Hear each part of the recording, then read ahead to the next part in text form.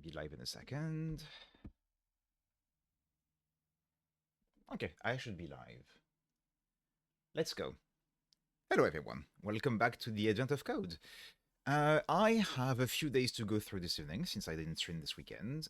We have 3 days to go through, I think. I've been looking at some of them. I have some ideas, but since I don't know what part 2 is about for any of them, we're gonna have to improvise. I don't know how long it's gonna take, and depending on that, we'll see if I try to continue doing some of them in Brainfuck or if I just move back to the compiler.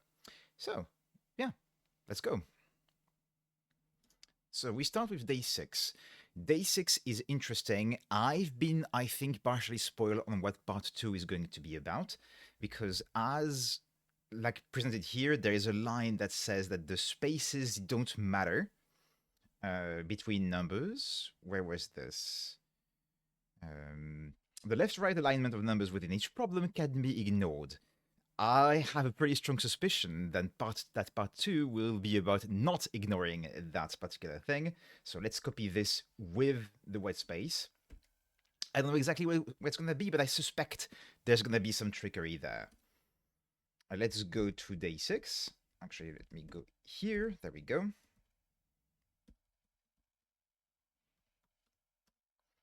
And let's copy this as our example input. And again, let's keep the white space as is. Since, again, I suspect that part 2 will be about... Oops, wrong thing here. There we go.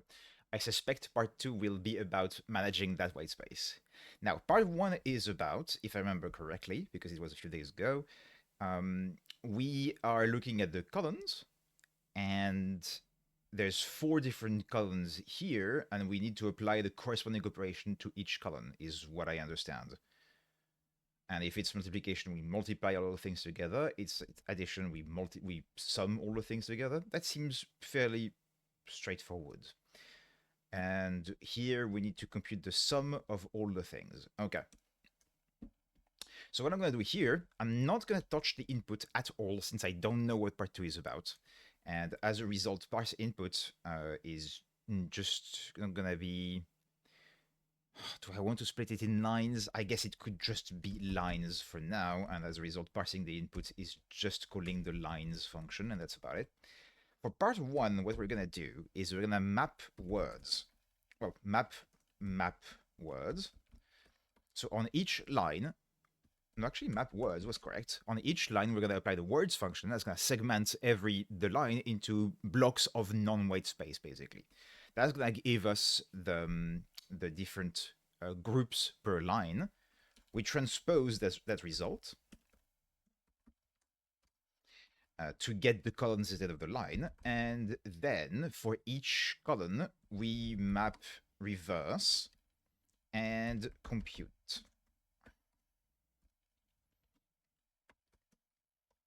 And computing a column will be basically, is it plus followed by a bunch of numbers, and that's going to be the sum after this. Is it going to be plus followed by a bunch of numbers? Hello, how are you? In which case it's going to be simply a sum of a map read of the numbers, or is it going to be multiplication and a bunch of numbers, in which case it's going to be the product of map read of the numbers. Or if it's anything else, that's an error.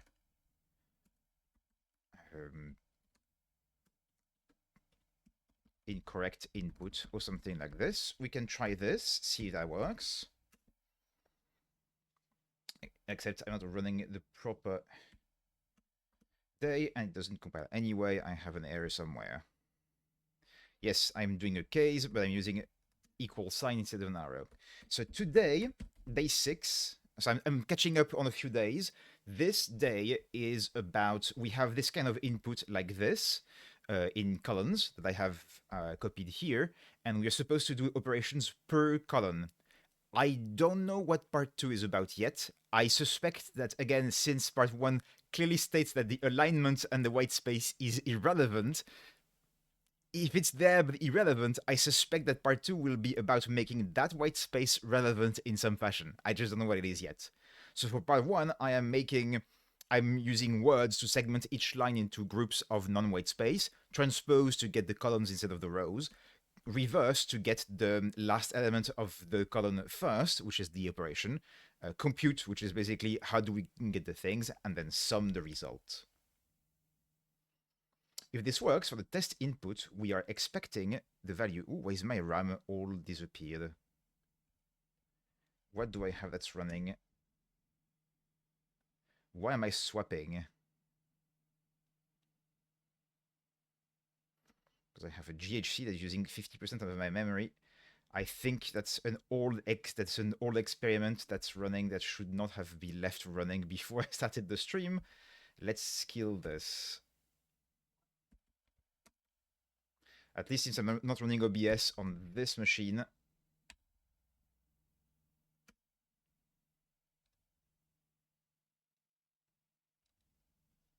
Come on. I am still swapping heavily. That's this one I just killed, right? Yeah, it's been running for a while.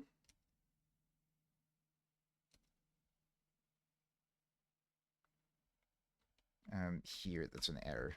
Yes. Okay, let me just kill quickly this GHC that's refusing to cooperate.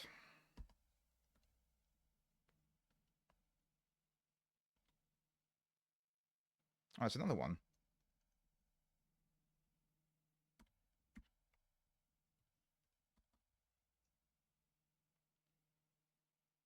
Come on. Okay, now my RAM seems to be back to normal. Perfect. I try again. It's one of the things I like about using in scope. Like having a big complaint about the language. There was recently a very good thread on Blue Sky and I think Mastodon as well. Was a big error that the language makes is having strings as list of characters, because it means that by default the default type string in the language is single linked list of characters, which is absolutely horrible and a perfectly valid criticism against the language. But having lists as a basic constructed language has some upsides, one of them being the ability to use transpose and stuff, which makes some advantage code. Oh, I know what's happening. I know what's happening. I will kill this immediately. I will kill this immediately. I was experimenting with more type level stuff for day 5, and since it's part of this project, it is being compiled when I compile this as well. That's why I was running out of memory. Okay. So here for day 6, for the test input, we get this 4277556. That is the correct value here. Let's see if this value there is correct for our test, for our thing. Perfect. Okay. So now let's see what part 2 is about, because I don't know.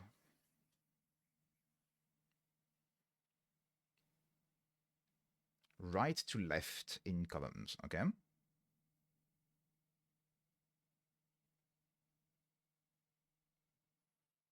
Each number is given its own column, with the most significant digit at the top and the least significant digit at the bottom, okay?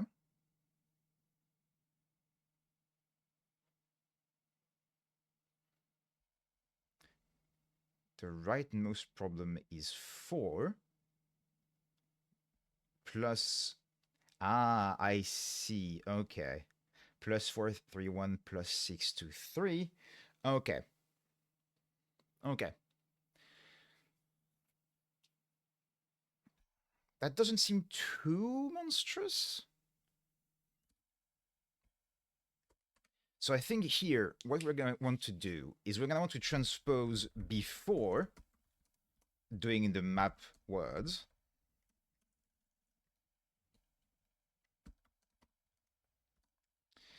And we are going to want to reverse that to iterate from the right to the left.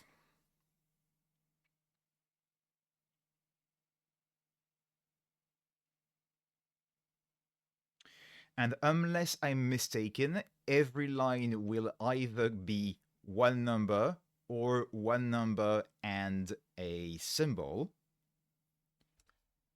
So what we can do with this is we can do go, and we're going to do this with tail code optimization, basically. We're going to give our total there, which is going to be the result.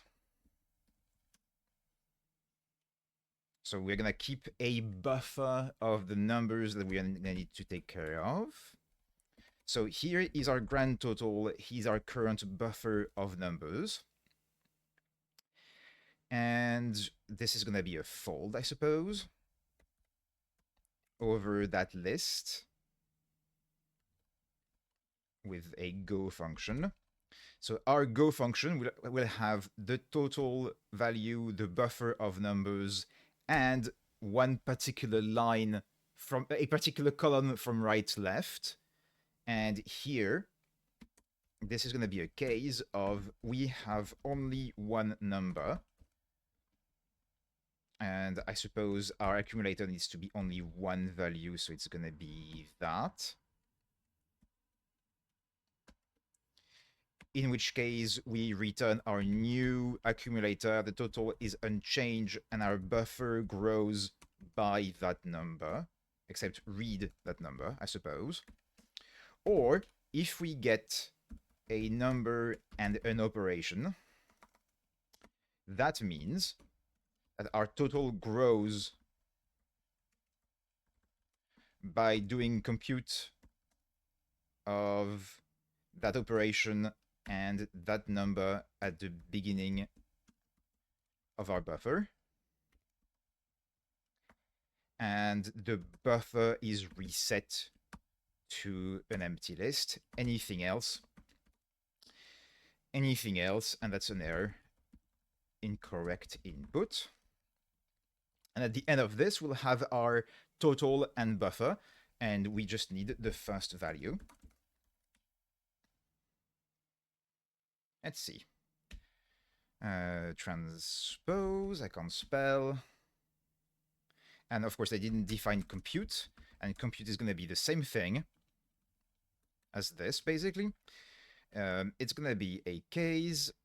So given an operator and a bunch of numbers, it's going to be a case of the operator of. If it's that, we do the sum, and that should be, except now there's no longer a need to do the map read, so that should be it. Okay, that should be part 2, unless I have a mistake somewhere. So, what do I have here? This function is expected to be a function from int and buffer of string. Oh, here I don't know the read number. There we go. Okay, now.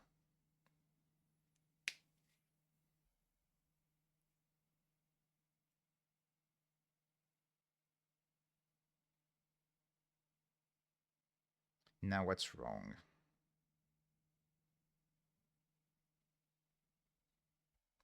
So it is expected to be a function from int and our buffer of int, and then takes a line, which is a bunch of strings, and returns a new thing, which is the new accumulator.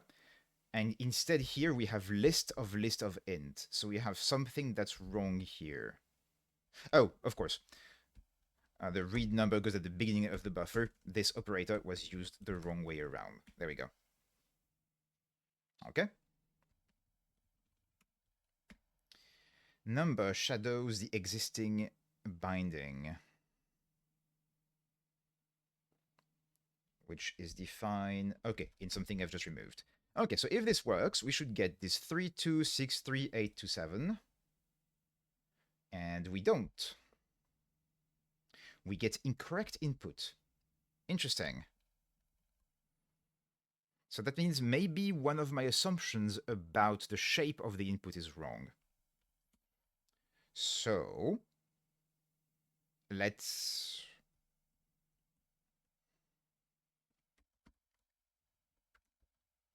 print what is wrong here so we can see.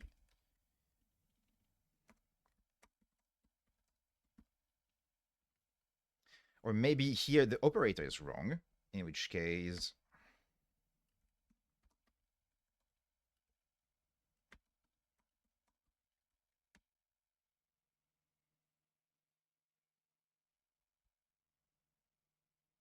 I get an empty line. Oh, of course, some lines will be empty. This line here of the input will not contain anything. In that case, we just ignore the line and we return our accumulator unmodified. Read no pass. Haha.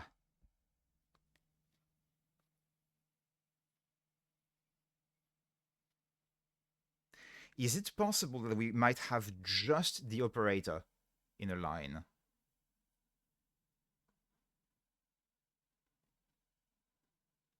It is possible we might just have just the operator. Let's try, just for the sake of this, since this seems to fail on the test input, I can probably just... Oops. Do a print of that. Oops, that's the wrong thing I meant to paste. There we go. This thing on the lines on the test input. See what our input is like before our fold. That's 4, 4, 3, 1. Ah. Aha.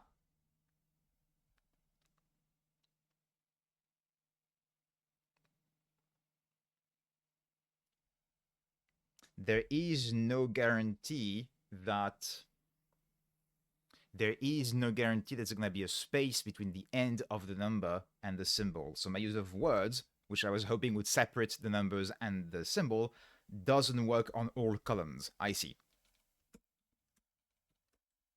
I see. Okay. So let's remove this words thing. And let's create our own function instead. So segment is gonna expect to find only one number per row. So segment will be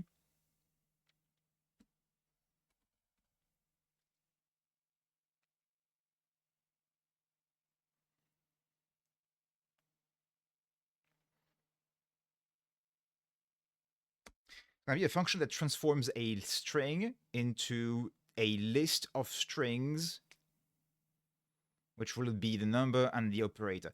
I suppose I could...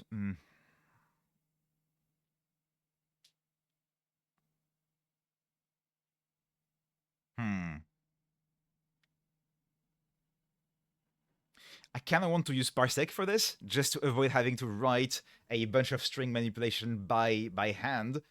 But that would be extremely overkill, so let's not do that. So, first, let's have a look at data list. And I want to do a drop while, or something like this.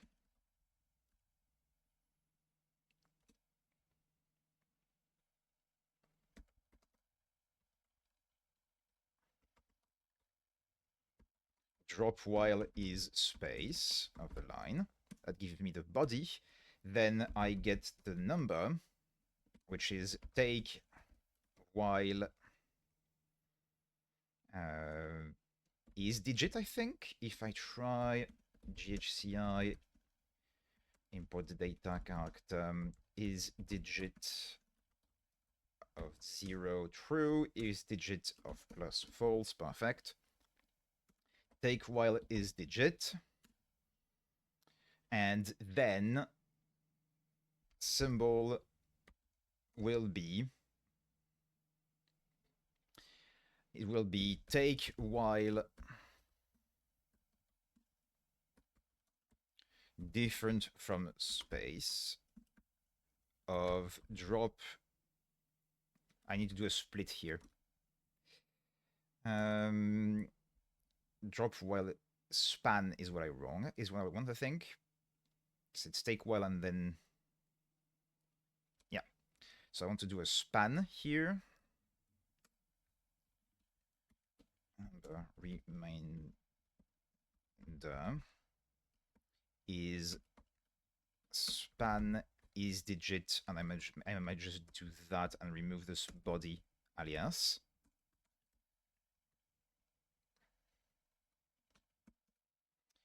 And then symbol will be take while not space of drop while is space of the remainder, and we return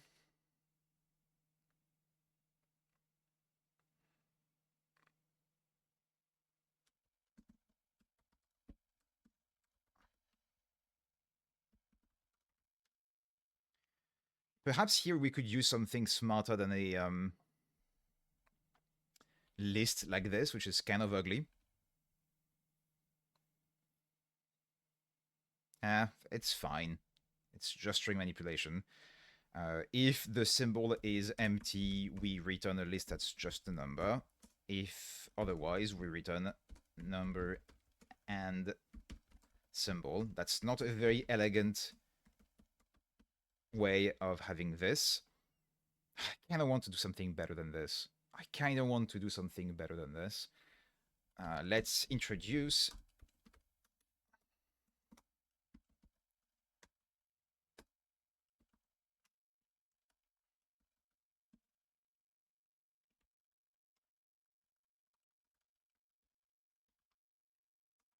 something like that, and symbol is plus is.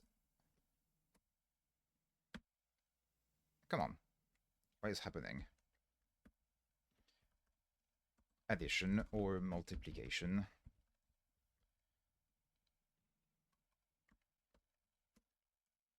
Deriving show. Deriving show.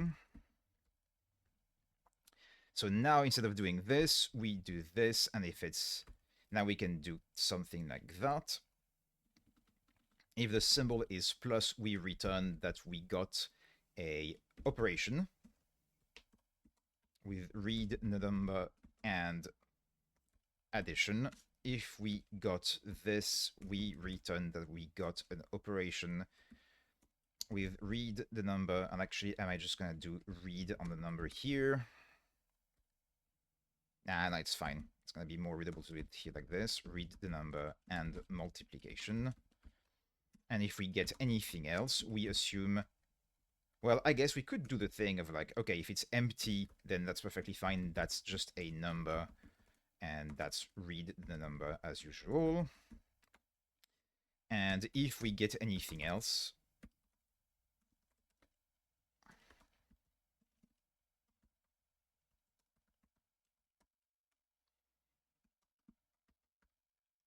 Okay. So that should be a better parsing of our thing. And then we reverse, we do the fold, the same thing. Except now we have... Oh, I need to be careful. I'm making the same mistake. I am making the same mistake where I am not considering empty lines.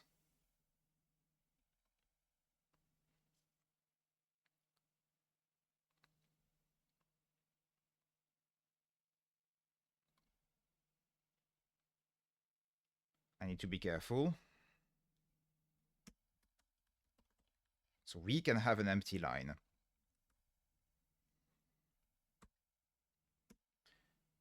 So...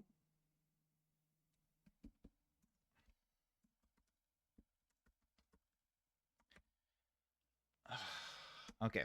So if we have nothing here, we return an empty line.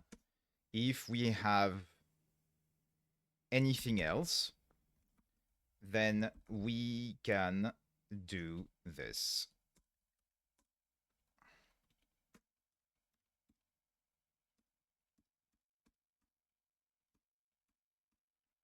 I should have used parsec. I'm honestly spending more time doing this than I would be using parsec instead. Anyway, now that we have this, we can rewrite our case. Empty line, we ignore it, we return the same thing here. That hasn't changed. Just a number number. I am tempted actually to do a concat map, and that way I don't have to use empty. In this case, I return an empty list. In the case where there is a symbol, I return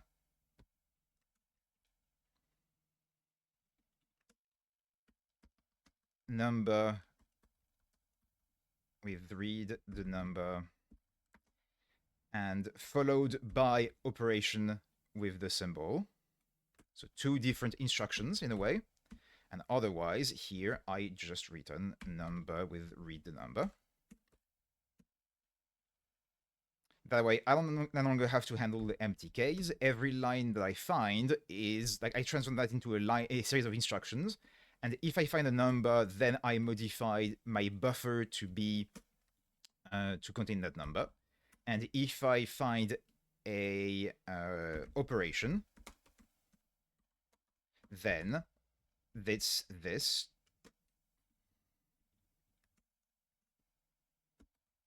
with the new buffer.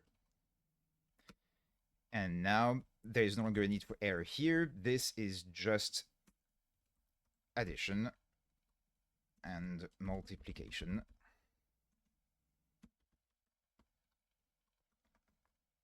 Okay, let's see. What did I get wrong?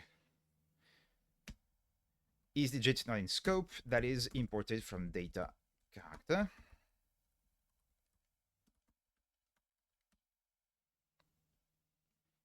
There we go. We get this, which I think is completely wrong. It is indeed.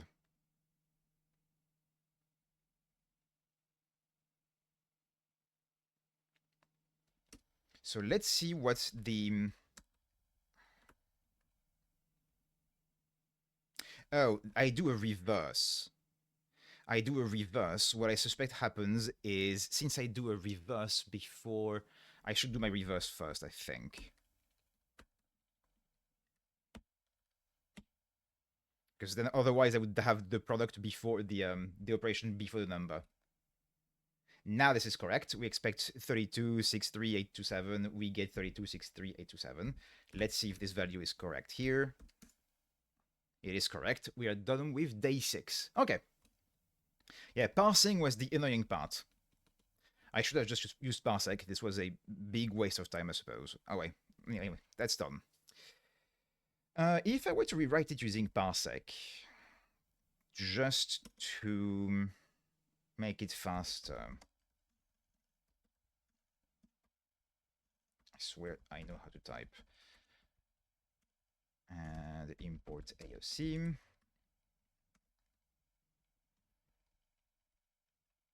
This segment would be instead, therefore, a parse with, and here, where would that be?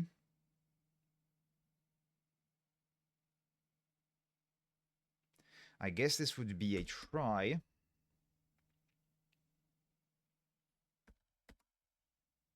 A try number.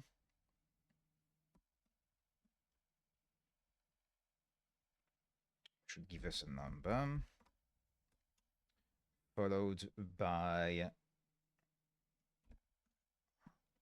operation, which would be try operation. What did I call it? I call it symbol.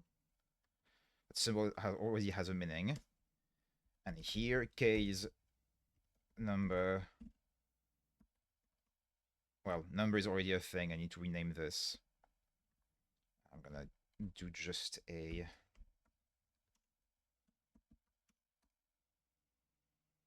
Nope.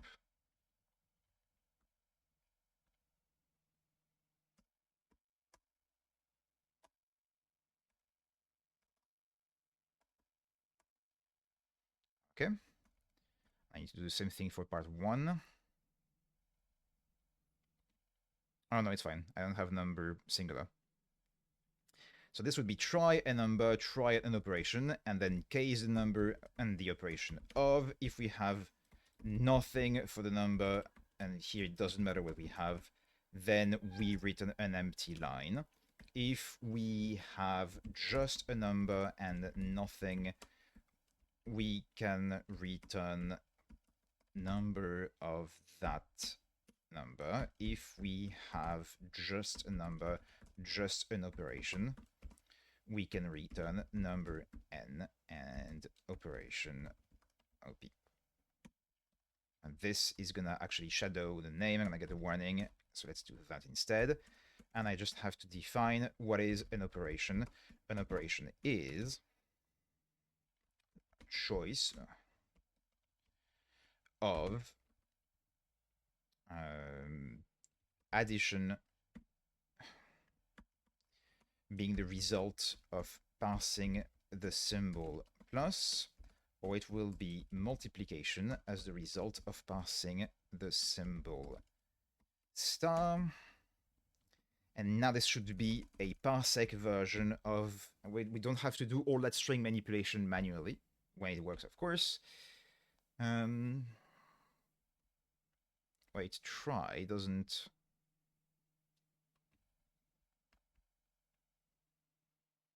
I thought try in parsec would give me...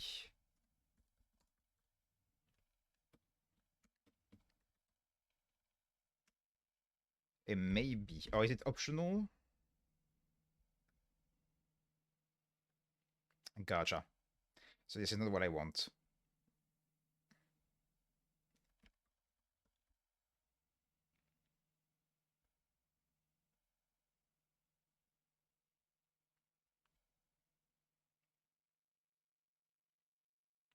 Okay, so option maybe is what I want.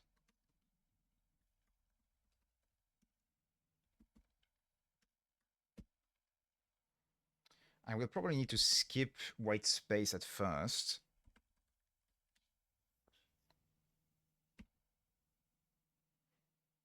This needs to be in the parsing monad. Okay.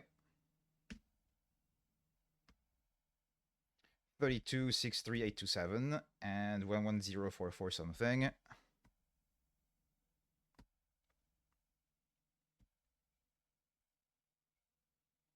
That looks good. That looks good. Okay. So that's the parsec version. That is definitely a bit simpler. A line is a bunch of spaces, optionally a number, optionally an operation. And those things do like space skipping correctly. If we did find at least a number, we can do this. We can segment into proper like type thing. And then we just go through the list while maintaining a buffer. Yeah, that was day 6. Let's move on to day 7.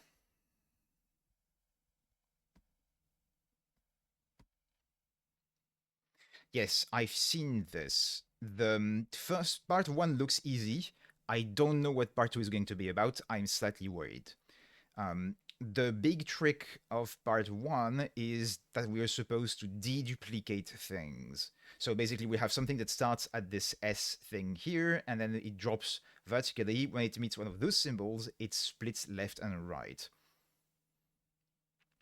And if they're both dumping tachyons into the same place between them, it's deduplicated. So at this point, we have only 3 things. So what we just need to do is to maintain a set of coordinates. And every time we have a new set that gives us an intersection, like we have a set of characters for a line, we compute the intersection and the difference. And that's basically all we need. So let's do that. Let's take this test input here.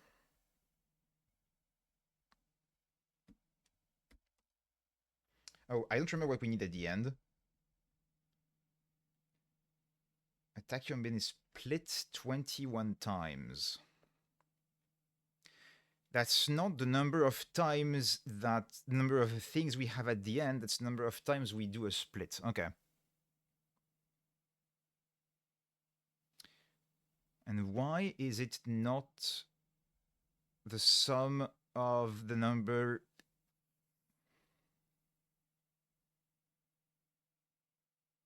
Because some of them are not used. This one is not, for instance. 1, 2, 3, 4, 5, 6, 7, 8, 9, 13, 14, 15, 16, 17, 18, 19, 20, 21, and not 22 because this one has never hit. Okay, so it's the number of times we are hitting one of those splitters. That shouldn't be too complicated. Let's try.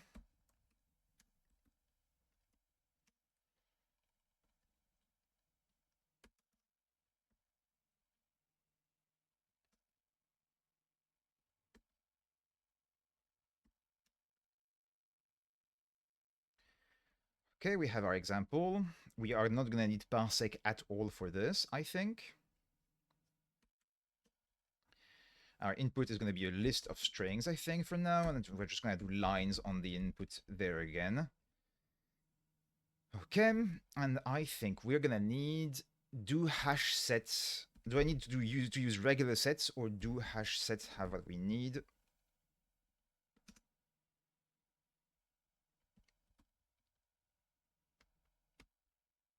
Difference intersection O of n. Perfect. That's exactly what we need. So, what we're gonna do is this is gonna be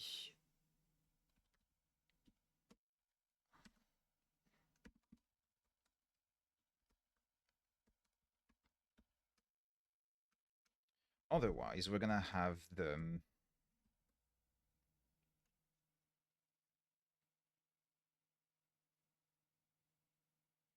I don't even need to do that actually. Okay. I don't even need to do that. This is gonna be a fold L prime again. We're gonna fold over the list of the lines. And we're gonna start with an empty set. So I'm gonna need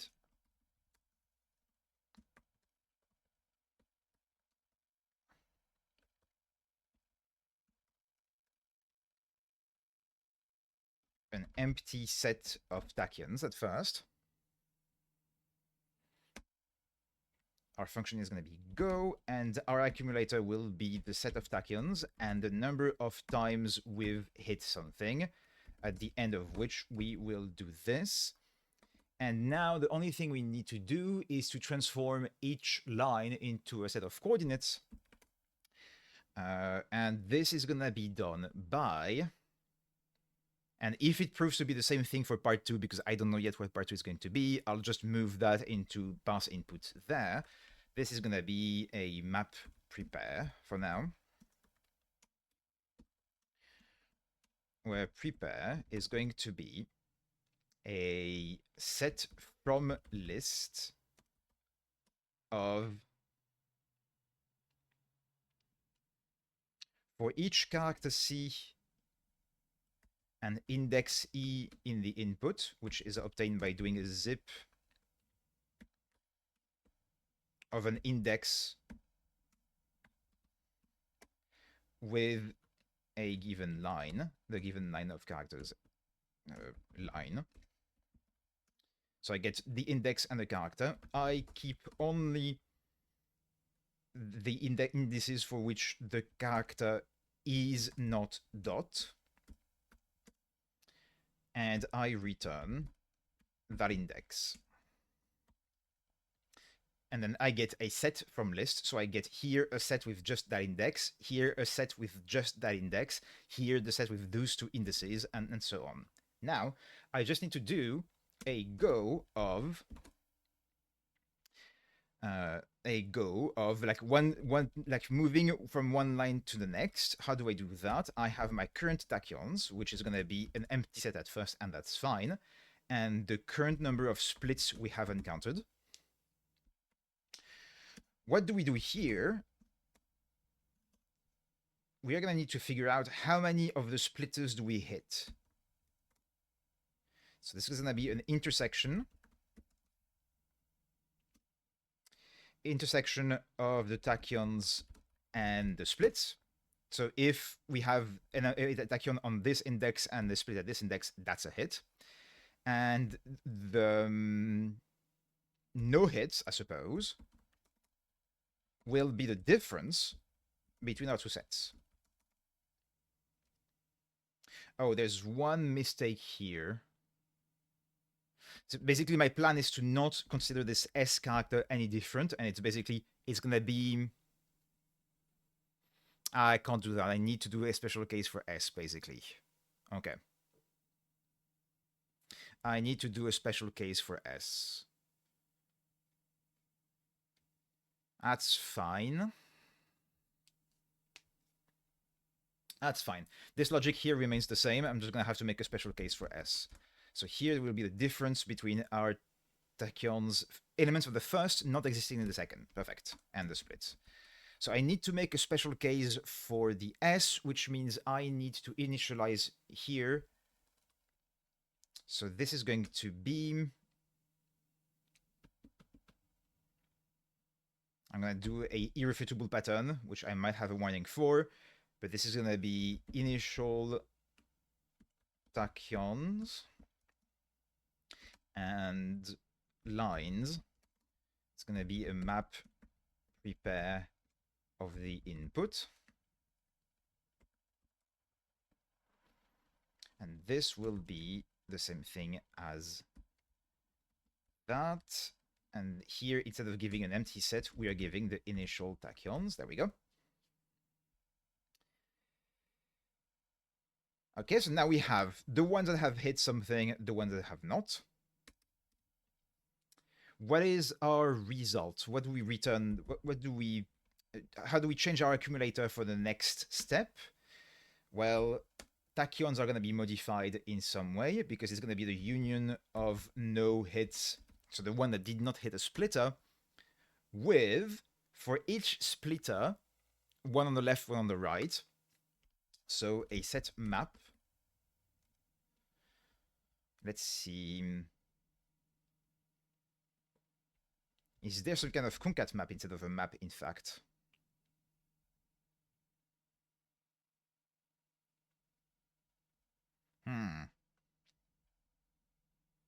There doesn't seem to be a concat map, annoyingly. That's fine. We can just do map +1 on the hits and map -1 on the hits. This is going to be a set, so it's all going to be deduplicated. And the number of splits will be updated to also contain the size of the hits. Okay. Let's try that. Let's see what happens.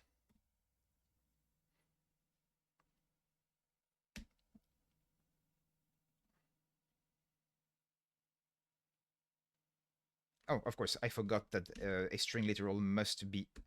There we go. Okay.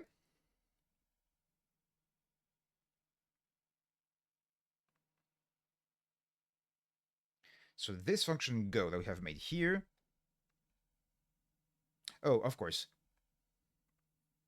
That is completely wrong. This splits here is the number of times we have done a split. But the set against which we do this is the splitters, which is the argument to that function. Okay. Yes, if everything goes well, this is the pattern that we're expecting. That's an irrefutable pattern. I hope it's going to be okay with this.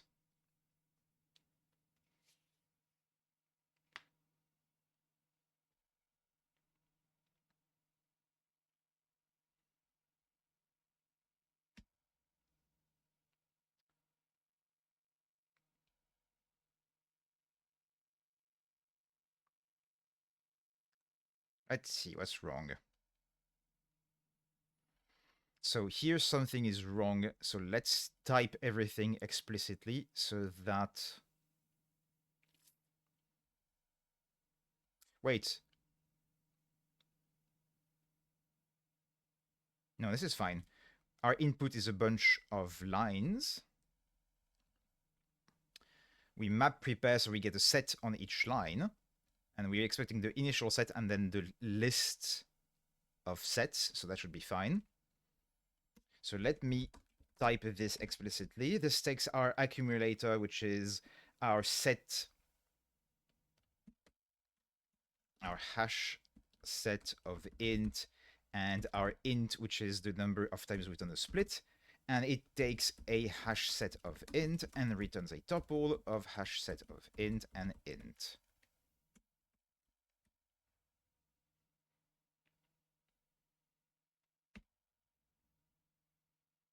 Oh, yes, this is not valid. This is the -1, the literal, not -1, the operation. What I wanted to do is subtract 1 here. There we go. Spanning for lines. Yes, okay. How do I name this properly then?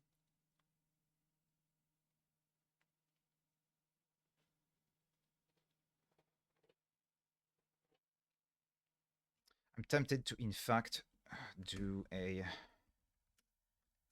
case empty here and do error empty input just to handle it properly. And if we have first line other lines, then we can do this. And this is just prepare the first line, and this is map.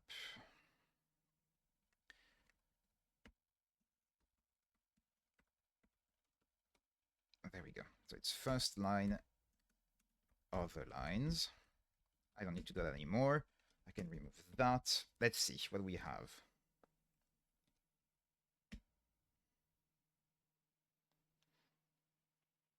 Yeah, here this function deals with a bunch of hash sets but never says what it is.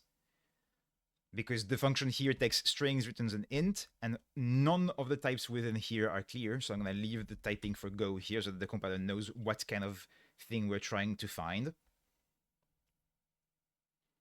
Like, what is this supposed to be, basically? Okay, so I'm running the wrong day. Again, let's fix that. I get 21 for the test input, which I think is correct. Yep. Let's try the real input. I get this. Okay, that's the right answer. Let's move to part 2.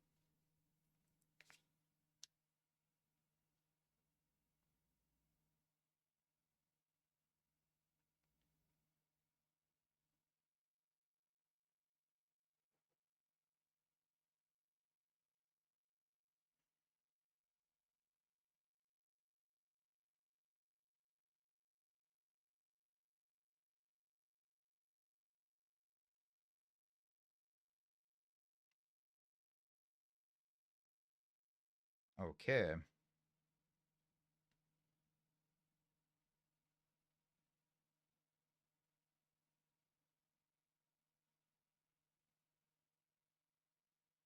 So we want to deduplicate. So this is recursion and memoization, I think. Yeah, I think it's counting how many paths, but I don't think it's a number of different paths because otherwise it would be too simple. 40 seems way too low of a number.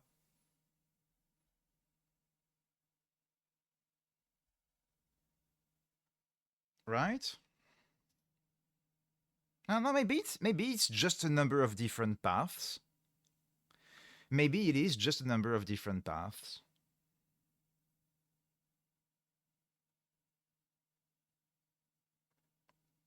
Yeah, okay. Ends up at the same point, but takes a totally different path, and we want the number of paths. Okay. So this is purely memoization, right? Like we just go recursively, and we need to memorize. We need to memorize at this step we had that position.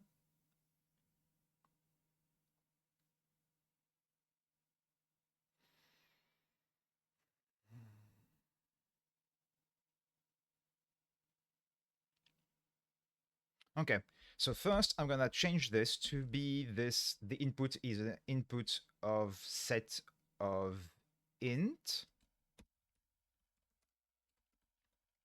I'm gonna move the prepare thing. So this is map prepare of lines, and prepare moves here.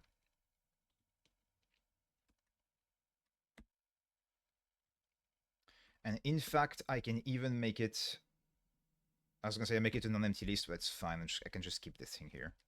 Okay, so I think for part 2, what we want to do is we want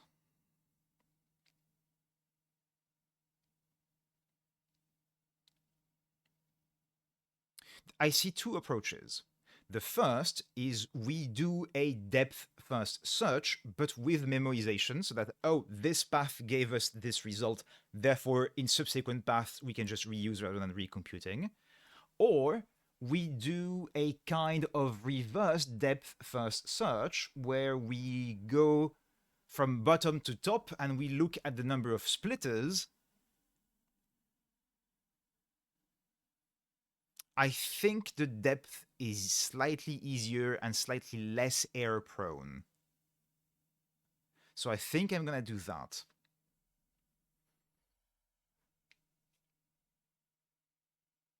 Okay, so I'm going to assume I'm going to need to extract the starting point. Well, I don't need to extract the starting point, I suppose. I just need to do the same thing here. But this might be a good time to use a state monad for this. So in here, map prepare is no longer required. This is purely a case of, there we go.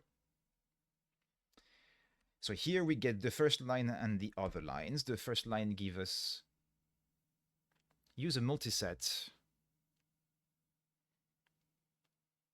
Use a multiset.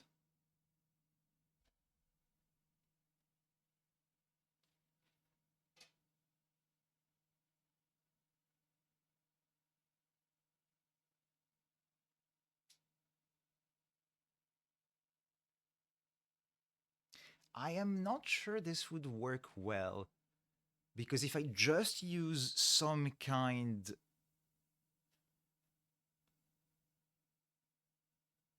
I could use, rather than using a state monad, I could use a thing where I deduplicate the position by doing a hash map from position to count, or something like this, which I think would be close to what you want with a multiset. Which means I compute each path only once, and I do a multiplication by the number of times we're going through that path, basically.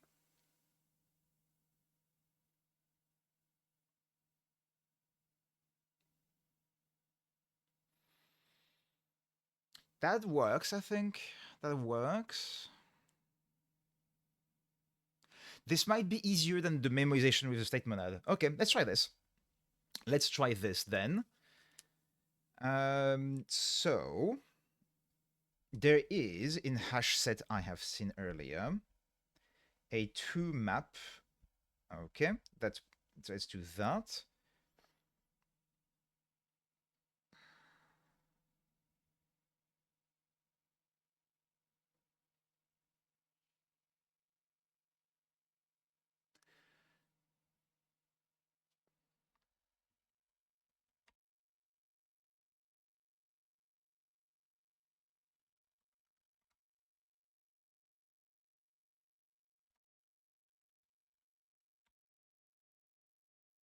No, I'm not going to do that. Yeah, I think the map approach has the upside of we don't have to do complicated memorization. We just do multiplication as we go down. I think it might, you're right, it might be the best approach. Okay.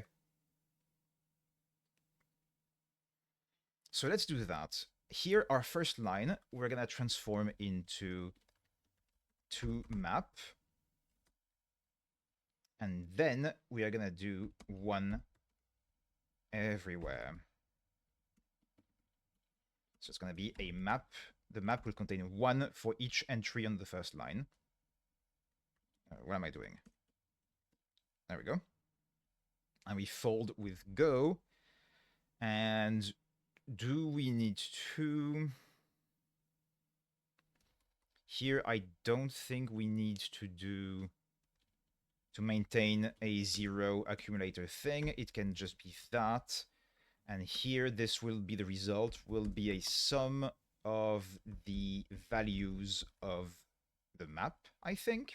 So our go function now takes a hash map from int to int. A hash set of int returns a hash map from int to int. Okay. So now we're going to do something somewhat similar.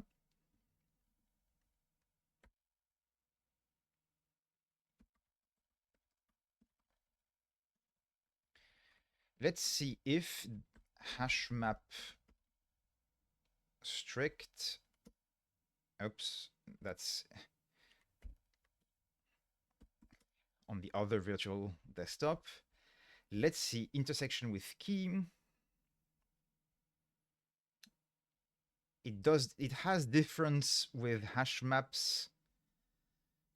It has intersection with hash map, but it doesn't have intersection with keys. That's annoying.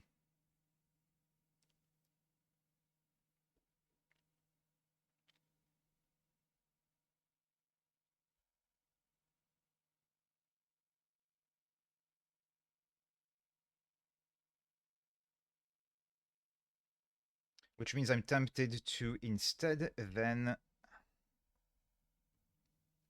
do what I was doing originally, which is to do here a one,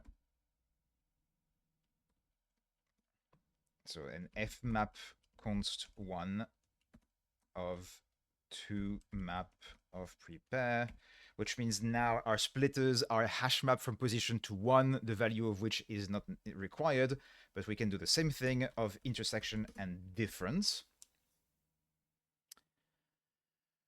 And now that means we are going to return the same thing. It's going to be no hits. So the tachyons that have not been split, we keep the same. But for the ones that have been hit,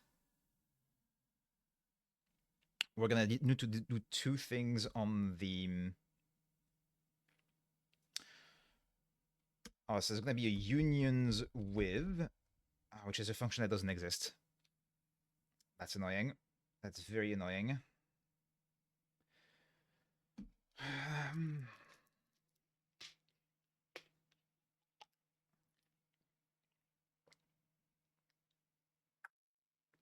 Because the default hashmap union only keeps the leftmost value and discards them, and here I want with a sum. So this is going to be... I'm going to introduce, probably below there, a function combine maps combine, which is going to be a union with plus for the values. And this is going to be no hits combine with something combine with something. And that something is going to be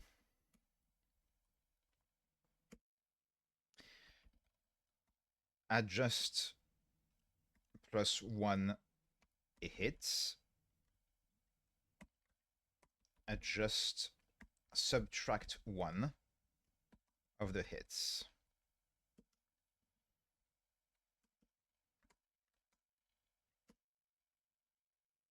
There we go. And what is adjust in this context? Given a function f, this is going to be a map with key, I think. It doesn't work like this. I can't map with key, because here I need to change the keys.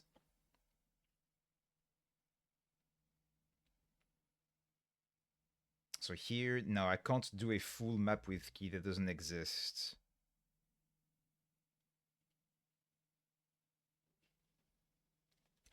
So I'm gonna have to do the ugly thing. Okay, so this is gonna be a map from list where I'm gonna get the key value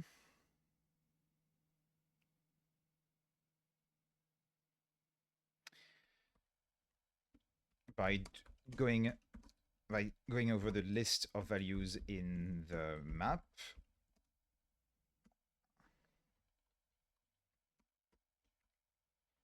and I will return the same value, but with the key adjusted. So if we had 3 of them hitting a particular splitter, we're going to have 3 of them going to the left, 3 of them going to the right. And this combine will make sure that we do the addition properly. Okay, that should be all of it. If this works, when this compiles, we are expecting 40 for the test input. Let's see.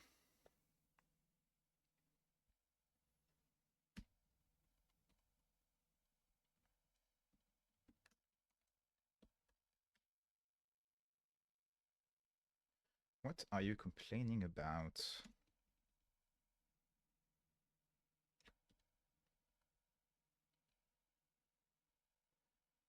Oh.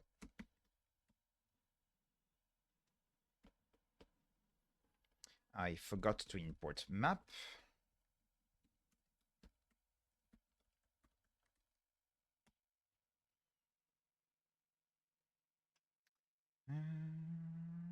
And I'm an idiot. This is M, of course. Values is not the name of the function that gives me... Is it LMs? It is LMs.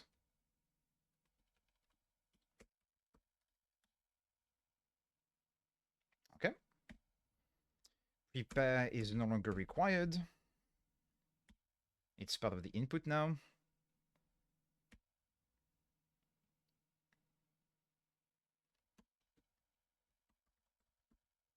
Actually, I can still name it tachyons, actually.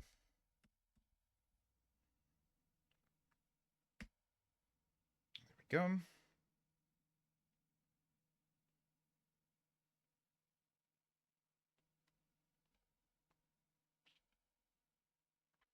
This is no longer required. It's already done as part of this. So this is just first line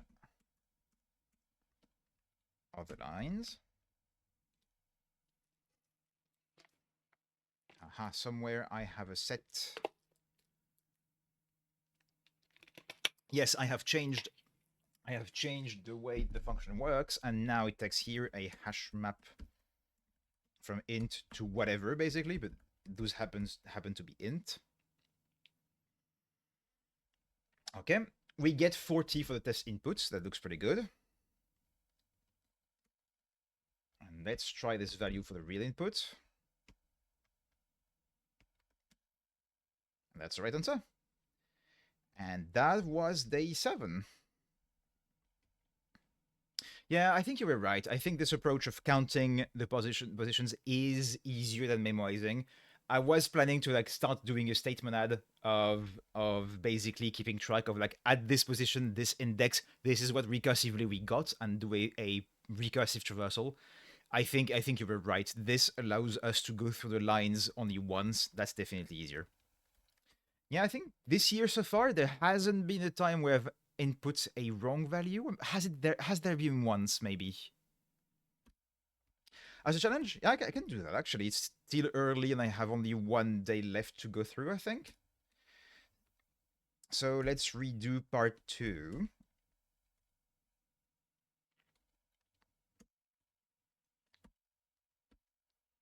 Where this time, what do we do?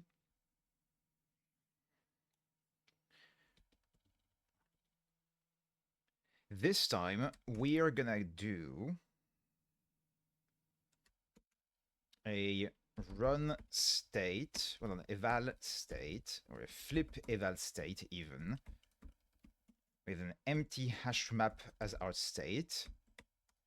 And the monadic function that we're going to use is go of line index 0, I suppose. And I just need to get the position from this thing, which I suppose I don't even have to do. I could do... This is a hash map.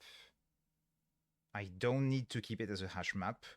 Here I can keep them as hash set.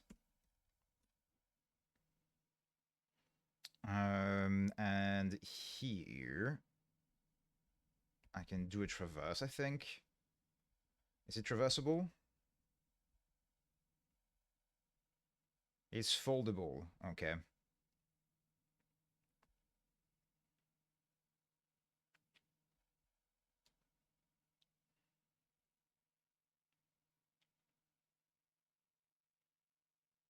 which means it must be traversable.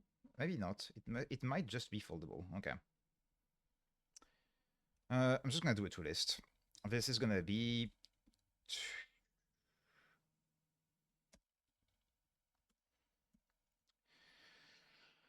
go 0 the other lines, and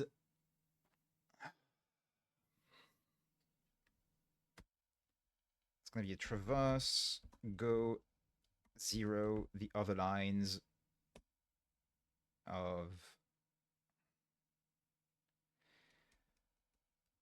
toList of the first line. There we go. I'm just gonna rewrite this as just a sum here, flip eval state, traverse, toList. We take all of the values on the first line. There's only gonna be one, but that's fine. We then do go 0 on each of them. So we also have a sum here. We evaluate that in the state monad, and we do the sum at the end. So our go function is now becoming something that takes as an argument int the current depth, which we are gonna use as our memoizing key, and it takes, actually it's gonna take, I think, the other lines first, just to make it, so the other lines is gonna be a list of hash set of int. It takes our int, which is the current depth, and it takes our int, which is our position. And the value that it returns is within the state monad, in which the state that we are carrying is a hash map from int and int to int. And returns the value that happens to be an int. So we have remaining lines, depth, position. That's our recursive go function. And what we do with this is we do use is the one for lenses. I don't have lenses in this case. How are they called again? Get S is the one I think I want. Yep, that's the one I want. So if I do a get S of my state, and the function I apply on it is lookup of depth and position. So I get a value that is the one that is in our cache that we are currently maintaining, and I do a case. If I have just a value, that means it was already cache, I can return that value already. If I don't, that means I didn't have a cache for this, and therefore I need to compute the value for this. And that will be done by looking at, in fact, I should start by doing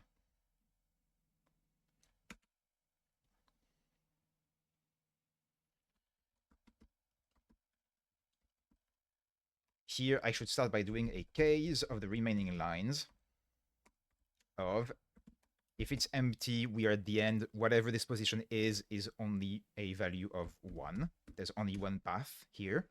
Or if there is a, so the splitters and other lines, then we can do what we were doing, which was this thing.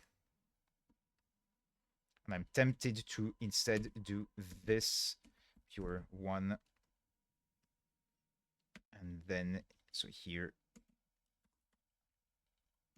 to avoid having a bunch of nesting.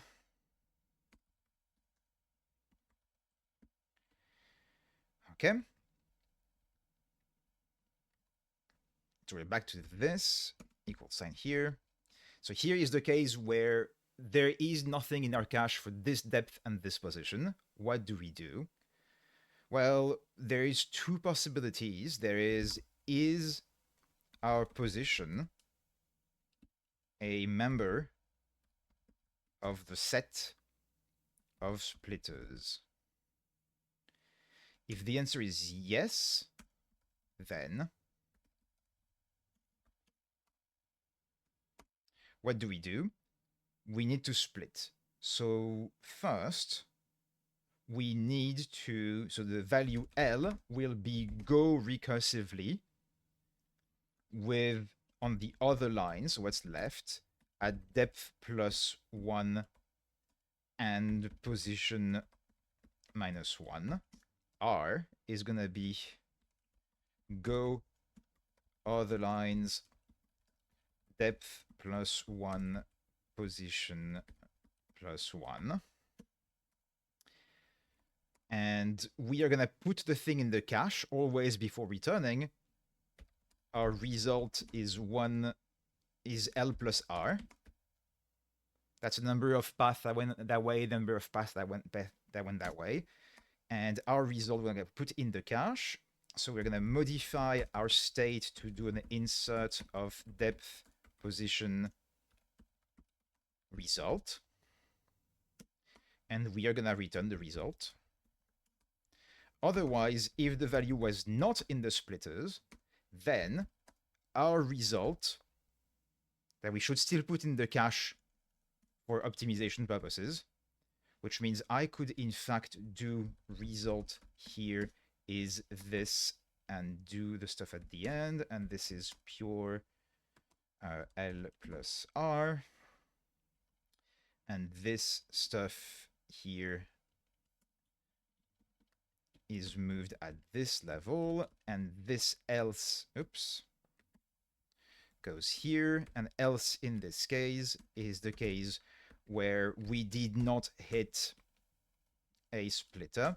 And what do we do in this case? We go recursively. The result is just going on the next line, depth plus 1, and the same position.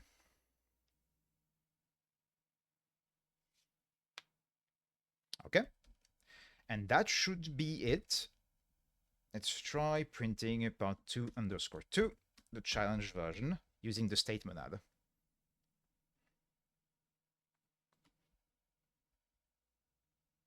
And first try. That's the same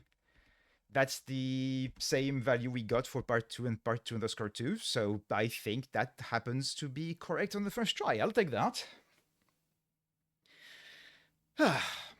So here the key thing is we are operating in the state. So every do operation like this, when we do go left, then go right, the modifications made to the cache in this part of the branch are available when we do this go here recursively, which means we never have to compute the same branch more than once. And yeah, that is day 7. Timing is a good idea. Timing is a good idea. I don't know how to do that, however. It's been a long time since I've done something like this. Let's have a look at Google. Time. I suppose get current time or something. Data time clock. Perfect. Let's have a look at that.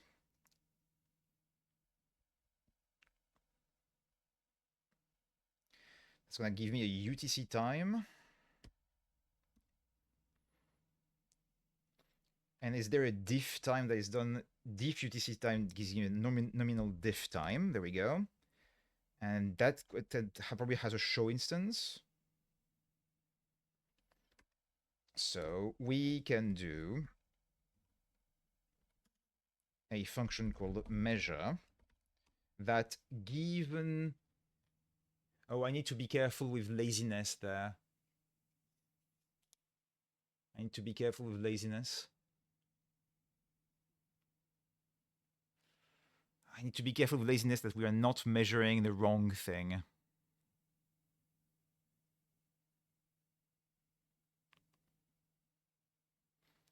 So something, it will be something like this, measure of some value will have to be before we get UTC time, get current time. Then we force the evaluation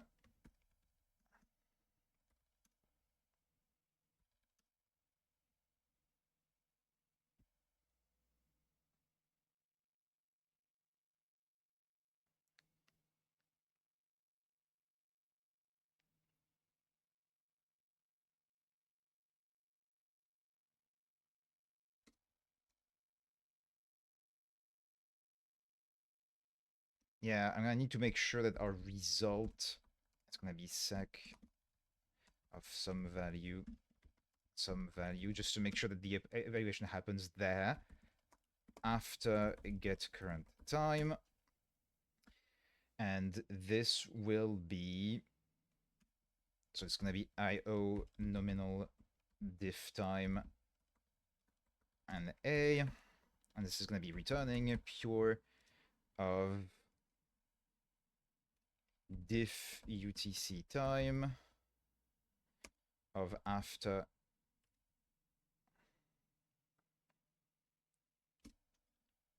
and before, and returning the result.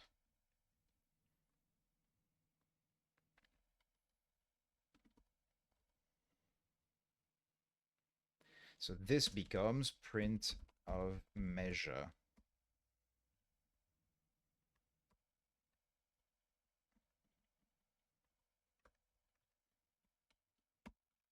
I am not entirely confident that this will be correct with a print like this, just because of the lazy evaluation. I'm not entirely sure that the computation will happen there properly. That's the only thing I'm worried about. Otherwise, I'll have to go into profiling mode, I suppose. And I need data time clock. If it doesn't work, I'm not gonna spend more time on this, but let's give this a try. It's not nominal diff time, except it is, but with the proper spelling. There we go.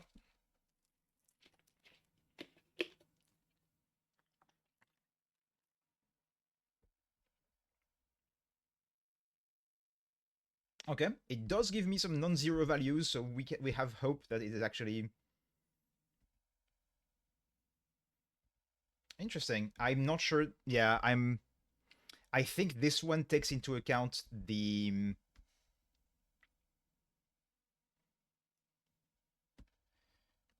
I'm gonna do this to try to avoid having the parsing of the input as part of the first measure.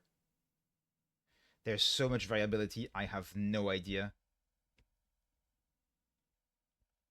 if we're measuring is correct.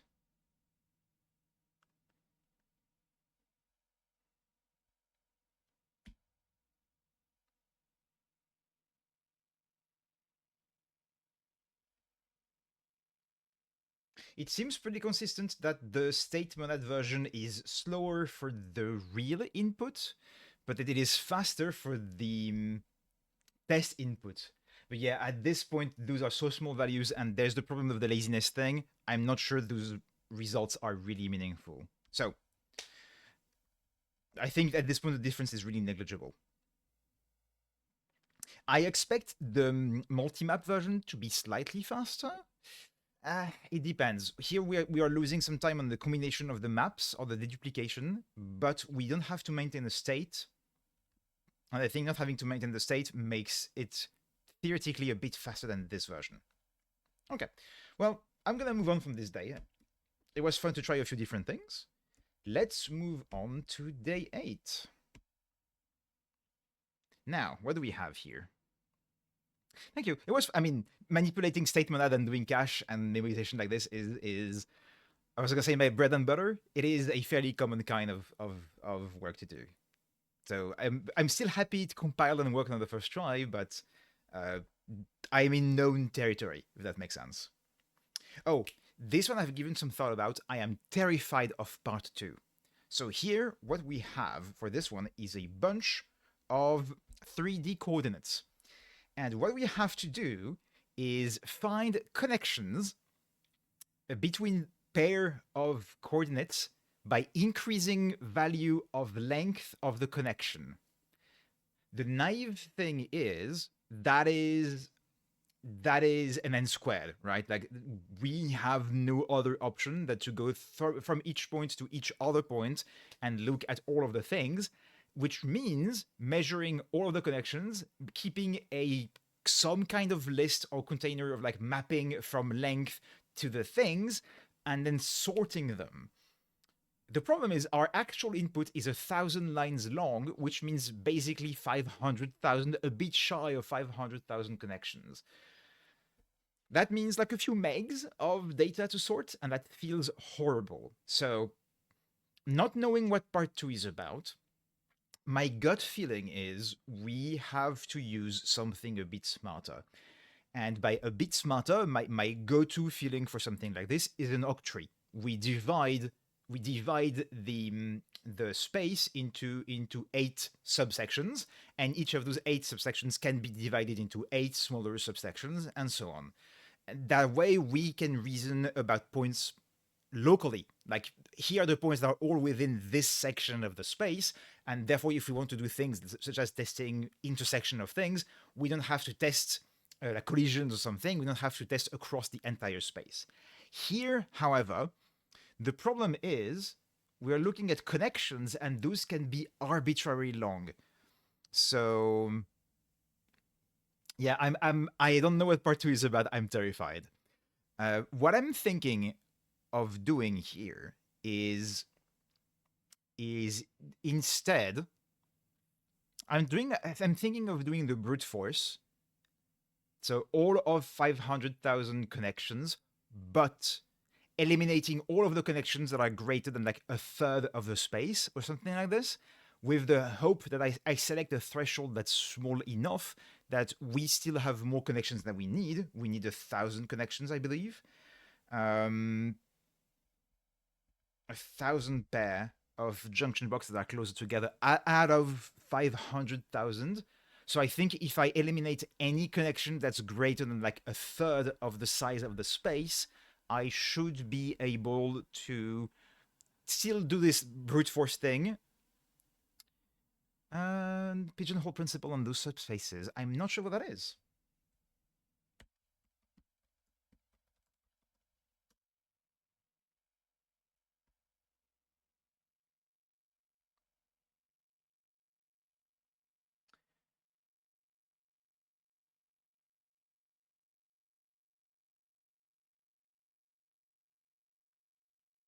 I am not sure. I think if I wanted to go with my original plan of dividing into subspaces, maybe I would do that. But I think if I go with the very simple thing of like, I filter out connections that are too big so that I don't have to deal with subdividing the space, then I think I don't need to do that. Let me have a quick look at how big the input actually is. Because I know it's 1,000 line long. I'm just curious to see. Okay, those are pretty reasonable numbers.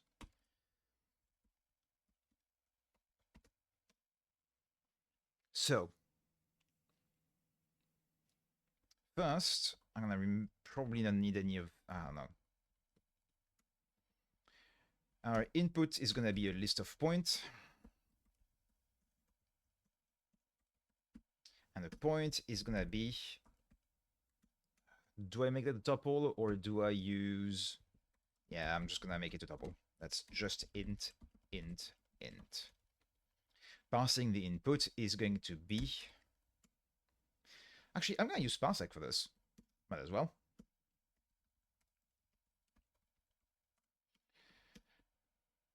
And in fact, if I do that, I will want my library. The downside is I'm gonna need to, I have already a thing called point. So this is gonna be parse lines with, and each line is gonna be number, no, x is a number. The symbol that is a comma. Is it comma? It is. Y, that is a number. The symbol of a comma. And z, that happens to be a number. And we return x, y, z. There we go.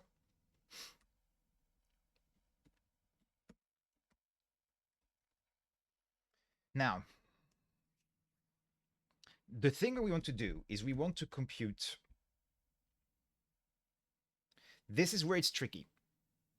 We want to compute the size after doing 1,000 connections, the 1,000 smaller connections.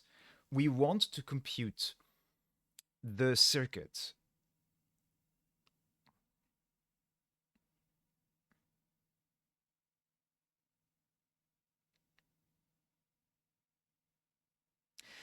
Yes, as long as I have. The thing is, like, since I need a given number of connections, if I choose too small of a subdivision for my space, I might not get the number of connections I require if I filter out connections that are bigger than like. So that's why I think I'm not gonna do a division in subspace, at least for part one. I'll see what part two is about. Now here the difficulty is I don't need to. I need to count the number of circuits. So basically, I'm gonna go through the list. I need first to find the 1,000 smallest connections, and I then need to find how they connect to one another, which I am tempted to do as the strong connected components of a graph, as in I get the 1,000 smallest connections, I create a graph out of those 1,000 edges, and then that's just a matter of iterating through a graph or using a graph library to compute the number of strongly connected components. That seems to be the simplest solution. I've been trying to think what a solution that doesn't compute a graph would be like, and I think this would be kind of a disjointed set union kind of thing, where I would keep track of my set of things that are linked together, and every time I connect two things, I try to see if they already belong to two sets, and if yes, I merge them. I think that's a possibility. For now, let's do the identifying of the connections. So this is gonna be a dedicated function. It's gonna be find connection, find shortest connections, which is gonna take an int, which is the number of connections to find, because our test input is not gonna require the same amount as the actual thing, and our input, which is our list of points, and this is gonna return. This is gonna return a list of tuple of points, I suppose. Now, I am very tempted to try something funny, which is if I want to do a thing where, like, to avoid doing the full like gamut of like the full range, the full search space of all the connections, I will want to filter all the connections that are greater than like a third of the size of the space or something like this. But to do that, I would need to iterate through the list of the points in the first place to get the maximum coordinate and so on. I am tempted to do a circular programming kind of thing to not have to do that. And I think I'm going to do that just because it's a fun example. So here, that's the number of connections amount that we're going to ignore for now. And we have our input. And this is going to be, at first, just go. So if we have min x, max x, min y, max y, min z, max z, which is, and then connections, that's going to be the output of our recursion.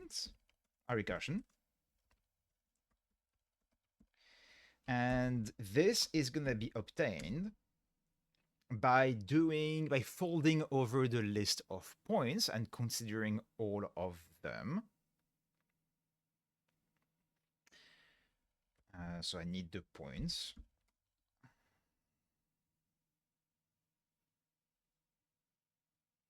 So this is going to be our go function on the list of points. But this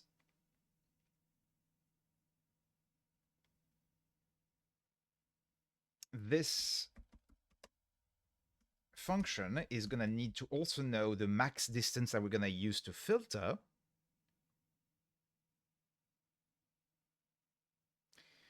So connections, we're going to need an accumulator, and that's going to be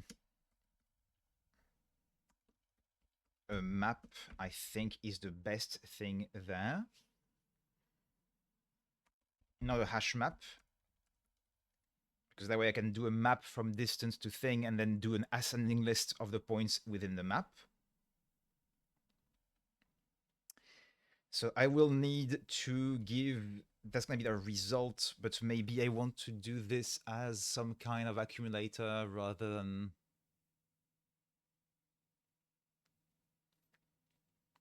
Yeah, I suppose I want that.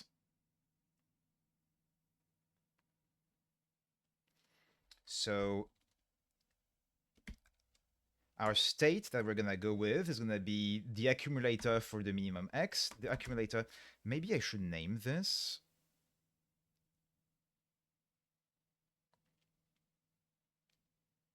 Maybe I should name this.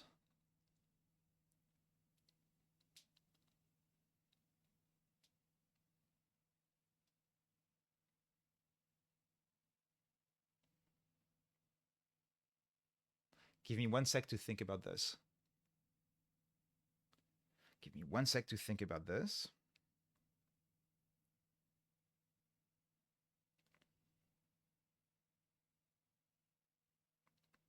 No, I think I'm just going to do it this way, just for...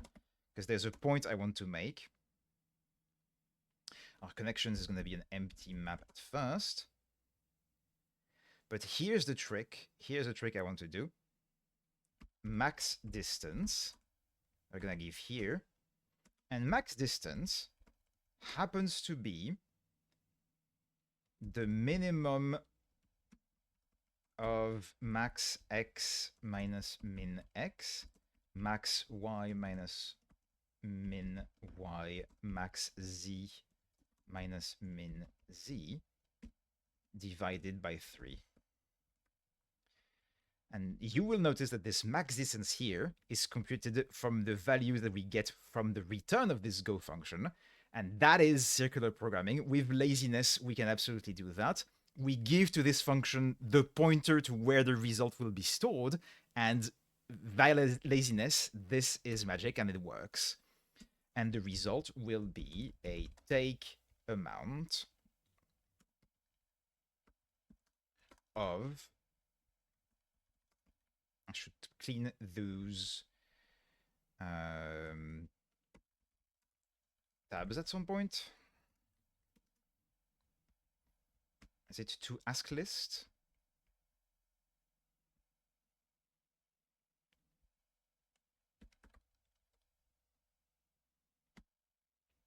Okay, to ask list.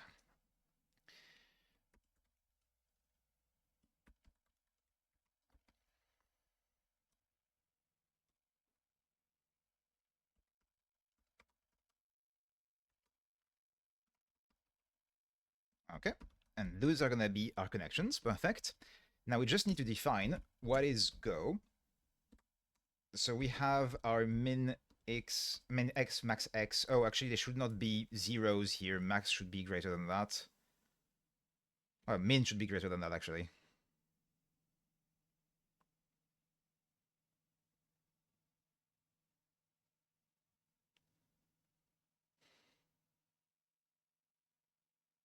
I don't want to make assumptions about... I'm just going to say max bound.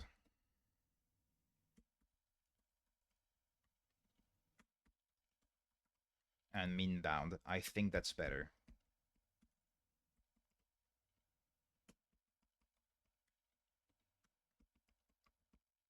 What an incredible function call. Okay, so this go function is called with the minimum x we have found so far, the maximum x we have found so far, the minimum y we have found so far, the maximum y we have found so far, and so on and so forth, and our current map of connections. And it is also given a max distance. And finally, the last argument is a list of points. If we have reached the end of a list, I could almost make this as a fold, in fact, because that is basically just a fold. So I can rewrite this thing as a fold L of go with this accumulator.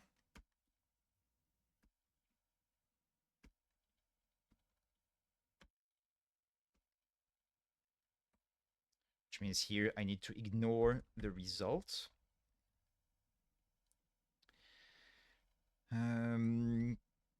and that remains the same. And divided by 3, let's say for now.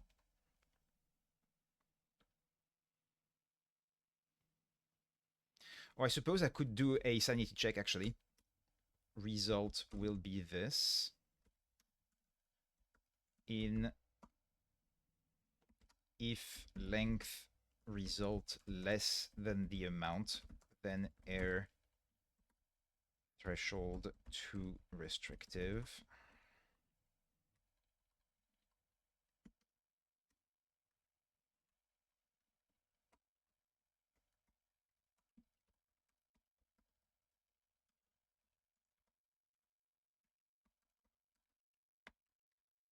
Else the result. Okay. That is unreadable, but because there's just too many variables.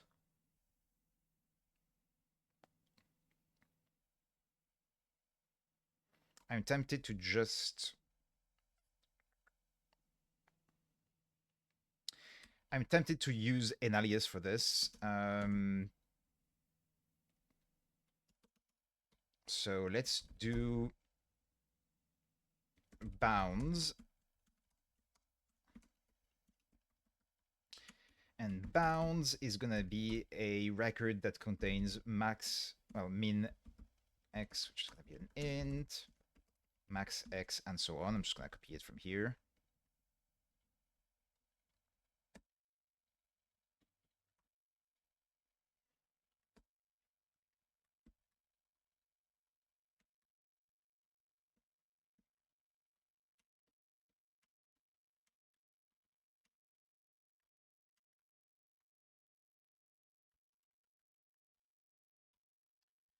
Okay.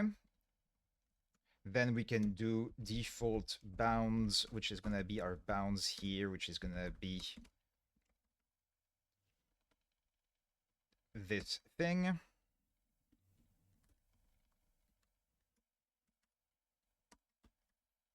Minus the commas.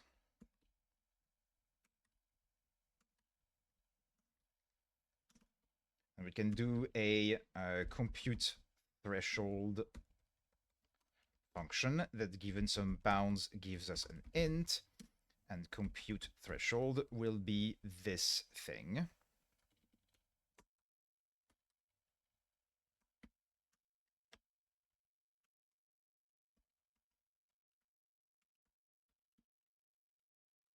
Okay.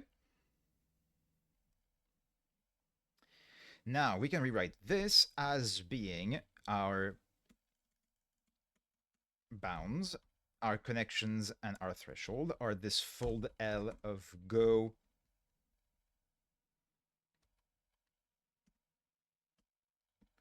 with our accumulator, which contains the default bounds, an empty, and max distance, where max distance is computed afterwards as being the compute threshold, which I'm going to rename threshold then.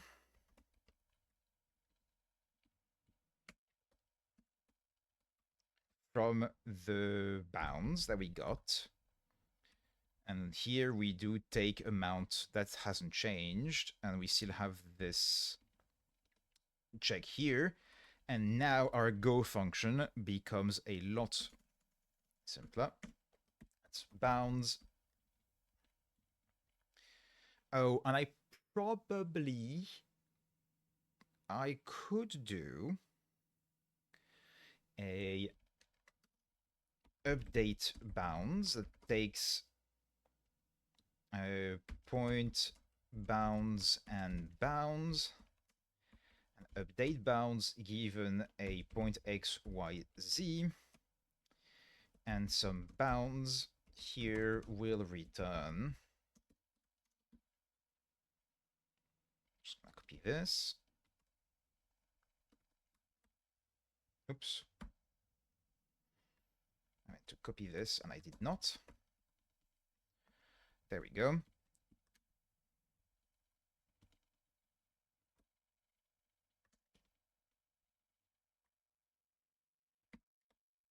Oops.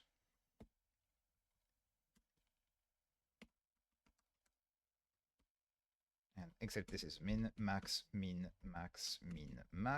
x, x, y, y, z, z. So that updates the bounds with the point we have found. Okay. So now the connections, given some bounds, given some connections, given some max distance, and given some point, what do we do at every step? New bounds is going to be update bounds. I could just actually just do an update. It's going to be clear this way. New bounds, update bounds with the point and the bounds.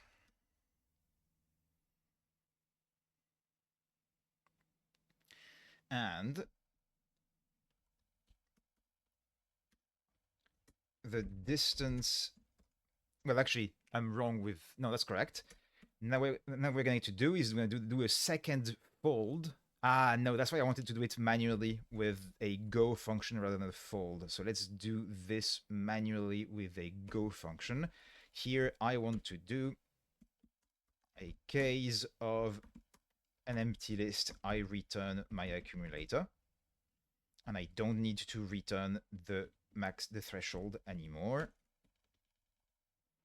And I don't need to make it here so that it's a tuple, since that's just a manual go function, which I'm therefore gonna do.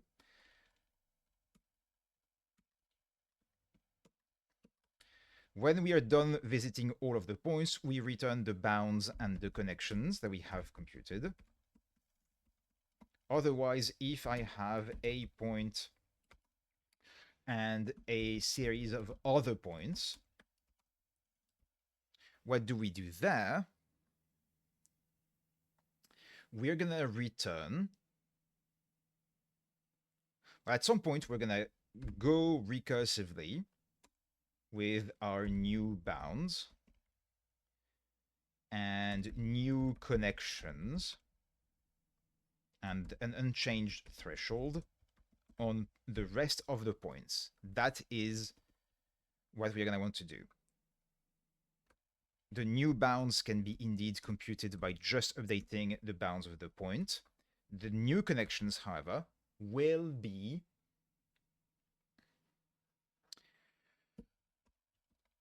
connections are going to be a fold L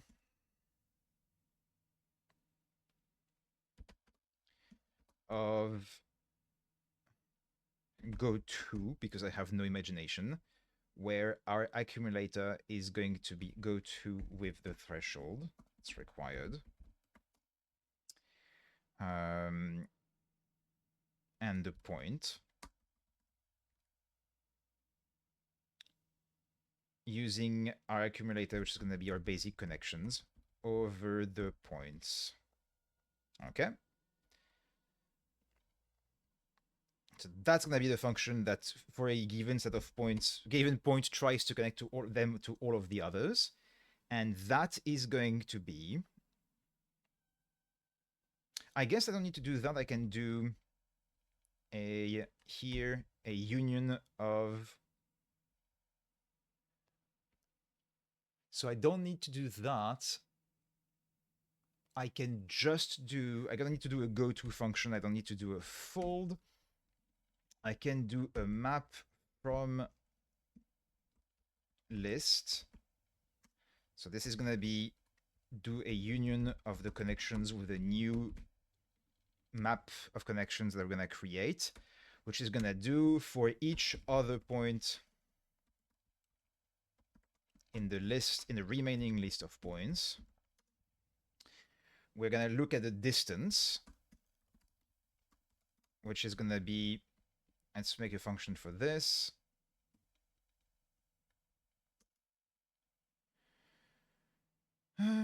Distance is going to take 2p3s and return an int. And actually, it's going to be a square distance because it's going to be easier to compute. No, the bounds are not guessing, because I start with the default bounds with being max bound. So the maximum possible int for the minimum x, and min bound, so the minimum possible int for the maximum x, and I update it for each point. The trick here is that it's actually circular, since the bounds are computed as the result of this go function, but given as an argument back to the go function. So we are using the bounds to compute the threshold, which is given to the function that actually computes the bounds, and it works thanks to laziness. There's different names called to this. It's circular programming is one of them. And again, it works because we are actually just giving funcs to thing pointer to values, which are lazily evaluated. The only thing that that should work, because I have strict data enabled, but only for the bounds. So distance, what I want to do is given a point x1, y1, z1, and a point x2, y2, z2, I'm going to want to do the square distance, which is going to be... Let me show you an example. I'm going to finish this function, and I'm going to show you an example of what I mean.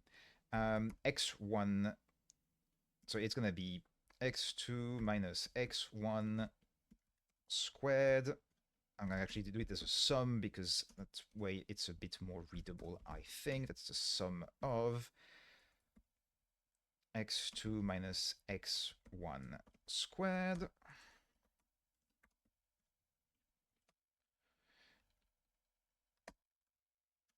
And same for y, same for z. Yep. Z, y, and z. So the thing I'm doing with the circular programming, let me just do it in GHCI, is a classic trick of using laziness to only traverse a thing once while keep using a value that you compute in the process back into the thing. Let me show you an example. Let's imagine I have a function that computes the difference between a value and the average for a list of values.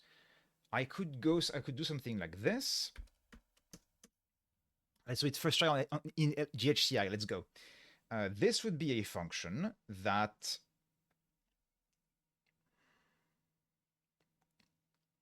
how do I make this work on the first try?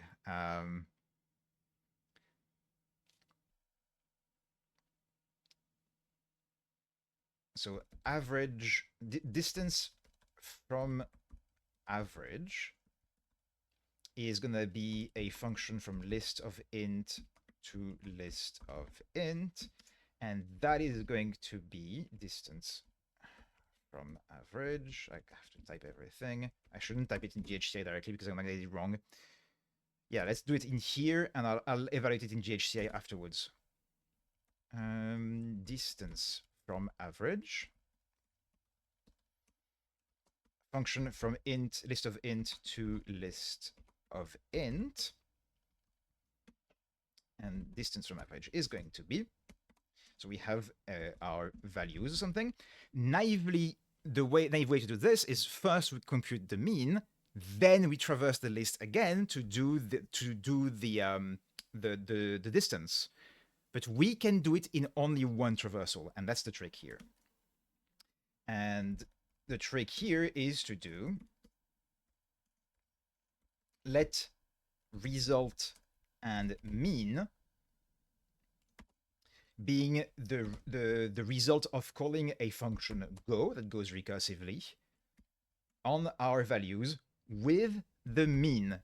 This mean that we're giving here as a result, we are also giving it back as an argument.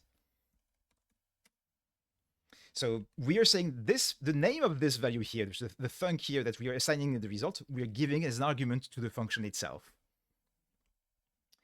And the result will of course be the result. And how that works is go given some mean and an empty list returns the empty list and the mean.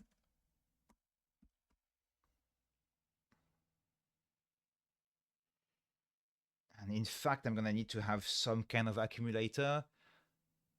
So I'm going to need to have the sum and the length. So given a sum and an amount and a mean that I'm going to ignore, the result is a tuple of our result empty list in this case. unless I do an accumulator, in which case that's our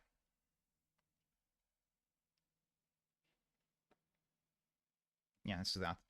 So here we have an accumulator, which is our result, and I'm gonna ignore the mean and the points. So our result will be result and amount total divided by amount.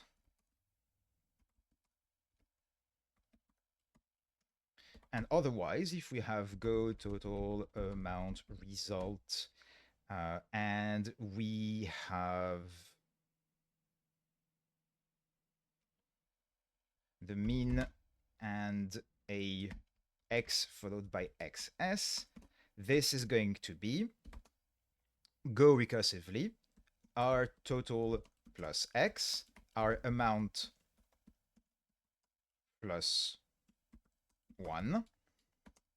Our result is going to be the result we had so far plus that new value, which is going to be the absolute value of x minus the mean.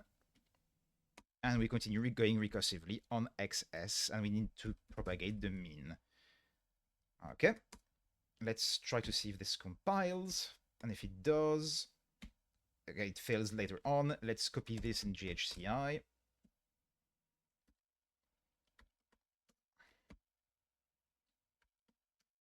And the distance from average of a list that has 1, 2, 3, 4, 5, 6, let's say, will be 2, 0, 2, 1, 0, 1, 2, 3. So so that's the magic of this, is it is perfectly valid to give this value here that is the result of this function go as an argument to go itself because of laziness. This is not an int, it is a thunk. It is a pointer to what will at some to a non-evaluated int value. So when we create this thing, we create a bunch of thunks that point to other thunks that point to like computations that are yet to happen. So as long as this doesn't result in a cyclic dependency where mean depends on things that depend on mean, the whole graph of the thunks depending on one another resolves, and when we actually evaluate the list, it works.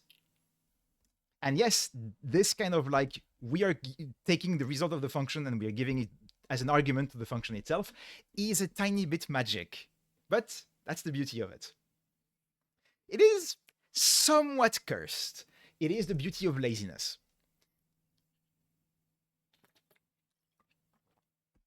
Where this gets fun is when we use monadfix to do this in monadic context. Because if we have some function foo that happens to be in a monad M that happens to be monadfix, it's int whatever, we can absolutely do go x, where x is foo is bar of is so y is go x and x is bar of y, and that works. That's perfectly fine because of monadfix. So the thing is, this looks cursed at a glance. The way to think about it is think about like mutually recursive functions, right? Like if I have foo is foo 0 is 0, but foo of x is bar of x minus 1, and bar of 0 is 0, but bar of x is foo of x minus 2. This foo is calling this bar is calling this foo. But since those are functions, we are used to this logic, right? It's fine for functions to be mutually recursive. We are fine with this foo being aware of this bar and this bar being aware of this foo. It's fine. If you think of thunks such as mean as a zero argument function, something that can be evaluated to give you a result, then what we're doing is we're giving this thing that can be evaluated into a value as an argument to something else, in a sense. So in Haskell, you can absolutely do something such as let in a function, you can do something like A equals something with B, B equals something with A, and like that also feels somewhat fine. That's also somewhat similar to like the foo and bar example. This is just a example of what we can do with this kind of logic in a sense. But yeah, monad fix is extremely fun. I don't think I'll have any reason to show any use case of monad fix for the advent of code. I hope not, especially since I'm trying to keep the code of the advent of code fairly approachable. But it is a fun thing. Okay, so distance from average goes away. Actually, I'm just going to comment it out in case anyone else has questions about the thing I'm trying to do here with bounds, because what I'm trying to do here with bounds is the same thing, where our find shortest connections function returns bounds out of the call to go, but go takes as an argument threshold, which is computed from the bounds. So we're doing the same kind of circular thing, as long as this bounds does not end up depending on itself. That's all good. And in this case, bounds only depends on the default bounds and the points, so that works. So here, the new bounds is we update the point bounds with the point and the original bounds. The new connections are going to be the old map of connections plus from list of for each other point in the remaining of the points, because we don't need to do a full n squared. We need to for a one point all of the others. We compute the distance, which is, well, our square distance, because we don't need the actual distance. We only need a ordering, so square is fine, of our point to the other point. We only keep the connections where D is less than our threshold. Let's be consistent in the naming.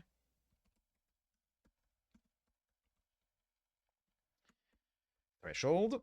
And for all of the ones where that's the case, so we have a connection that's small enough that we want to consider it. Yes, let me see. I think the Haskell wiki, for all of its flaws, has a thing on circular programming.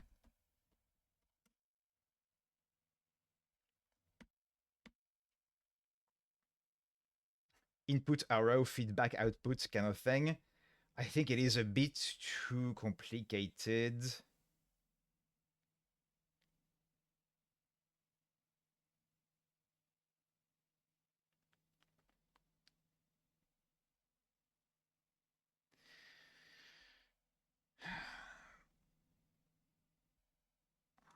I think this wiki page is not great. I think it's a tiny bit too complicated. Yeah. I will need to find... Great. Is there any other resource about Haskell circular programming?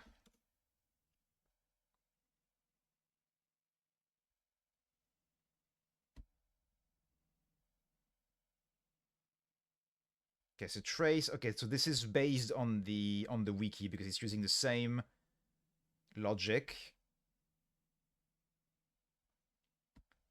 Yeah, I can't vouch for another source, but yeah, circular programming is the keyword that you want to look into.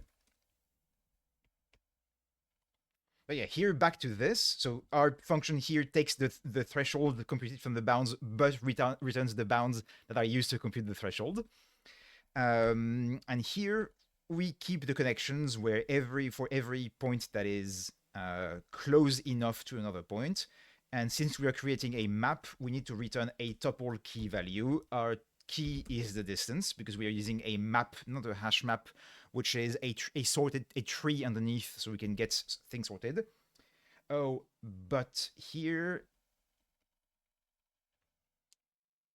this is gonna be, in fact, a union with this of connections and this, because I will want to keep, if there are two different points, two different pairs with the same distance, I want to keep both. So this is for that particular distance, a list of connections, which in this case is just from our point to the other point. Okay, so that should be enough to compute the shortest connections.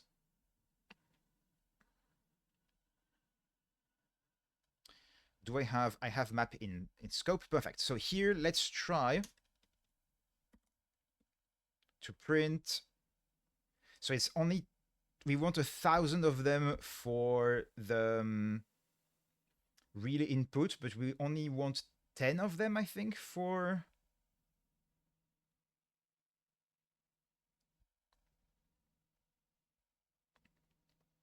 ten shortest connections. Yeah, 10 for the test input. Okay. So let's try to print a test shortest connection, is it? Find shortest connection. I try to avoid verb in my functions, but yeah, of course. Let me do that. Oh, yeah. Okay, it's gonna take a tiny bit. The chat is on this computer, and I'm typing on this computer, so I'm gonna have to figure out a way to... But yeah, let me just do a gist of this. I guess you can just go to my list of gists and you'll find it. Circular programming in Haskell. Let me just think about a second of like if I want to make a... I think this is good enough. Yep. Circular.hs.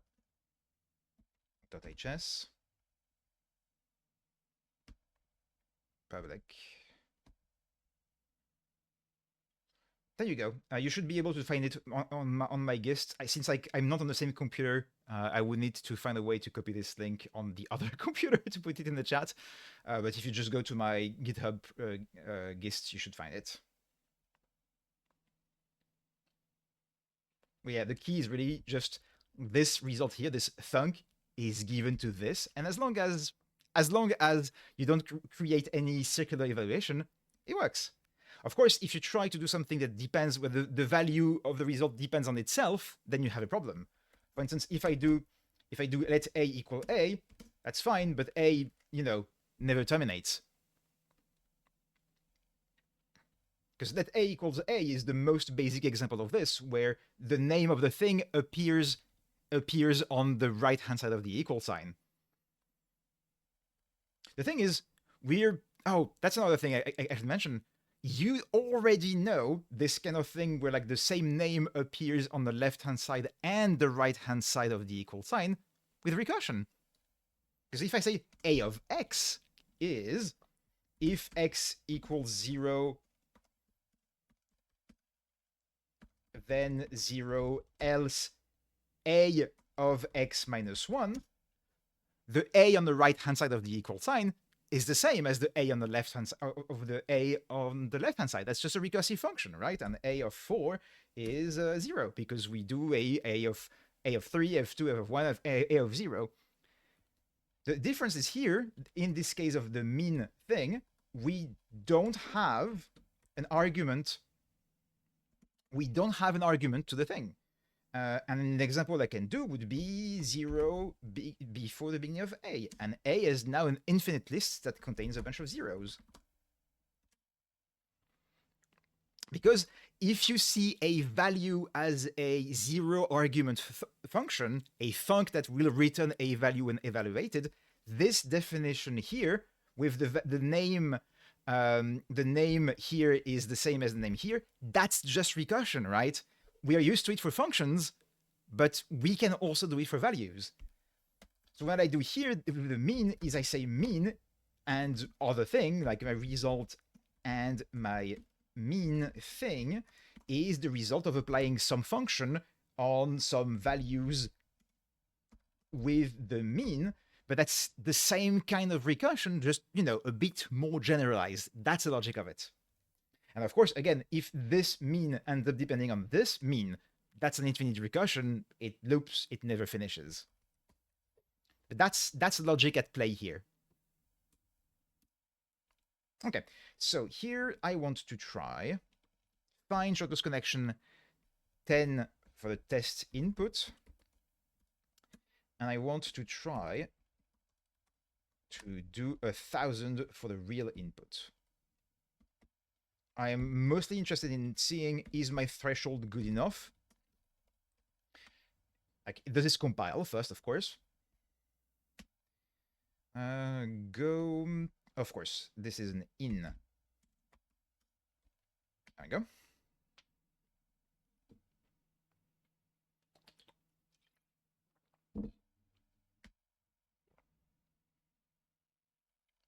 Okay, so I have somewhere something that's broken. Here, that's correct.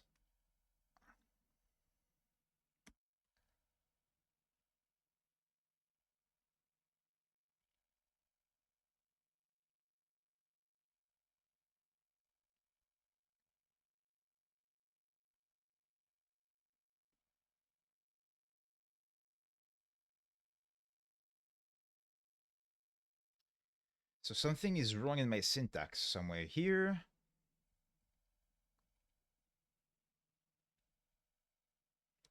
Surprised. I would expect something to be wrong in here, but this seems to be correct.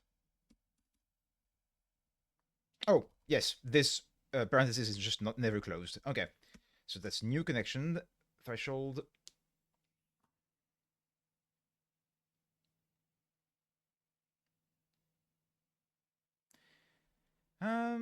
That I don't think would necessarily be correct, because here, this would be a correct definition. By doing here x, y, x plus y, x, y, x times y. And this has, the type of this will be function from A1 and A1 to A1, function from A2 and A2 to A2, where both of those happen to be numbers, basically.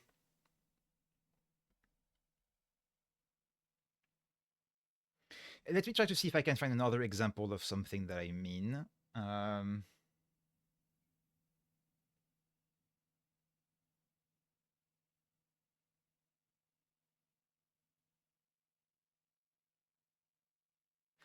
Let's see if I can find an easier example than this one.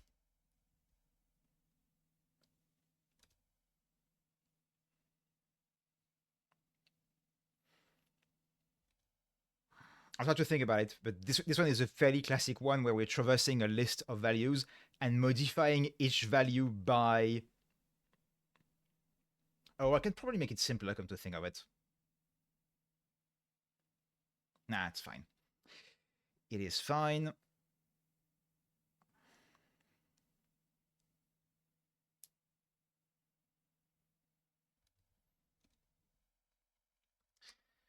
So here, I want to go back to this. Threshold hasn't changed, points hasn't changed. Okay.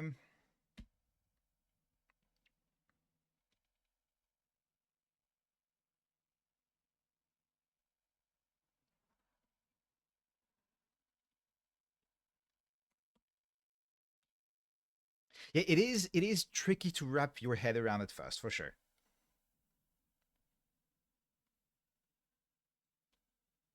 Huh. Text parsec. Oh, because I only use number. Okay. That's good. There is a type that's defaulted to being...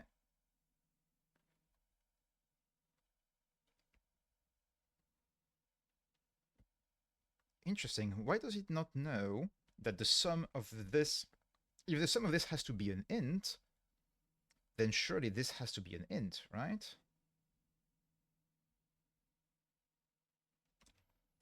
I never remember which one is which between this operator and this operator. Okay, so now I want this one. Oh, but it doesn't have to be the same type. So I have A, which is the left-hand side, which is known to be int, but B here is not known to be int. So if I want to avoid a warning, Because the compiler decides just to, like, okay, by default, this is probably an integer, but that's fine. If I want to avoid that, then I can do that and point here. Yes, that shadows this list of points.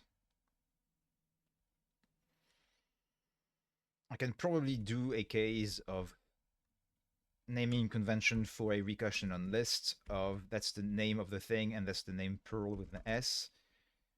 And therefore that's P here and PS here.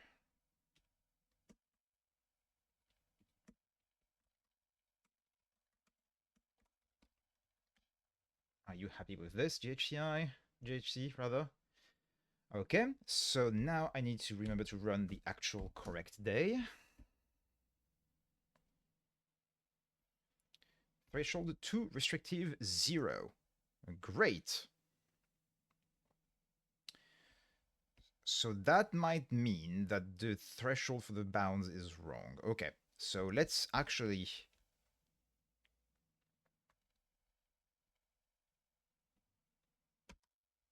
show what the threshold that was chosen was.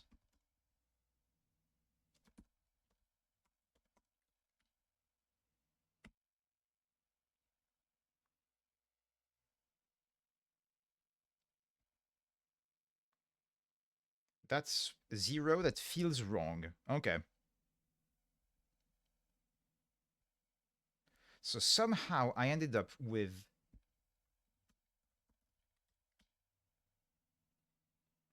I might have a bug in my bounds here. Bounds don't have a show instance. Let's fix that.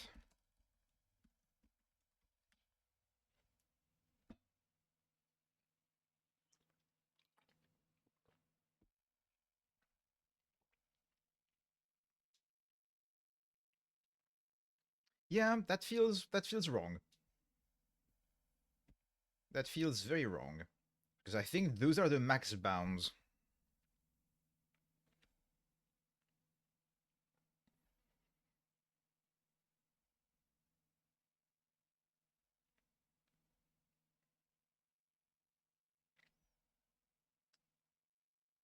So something is wrong.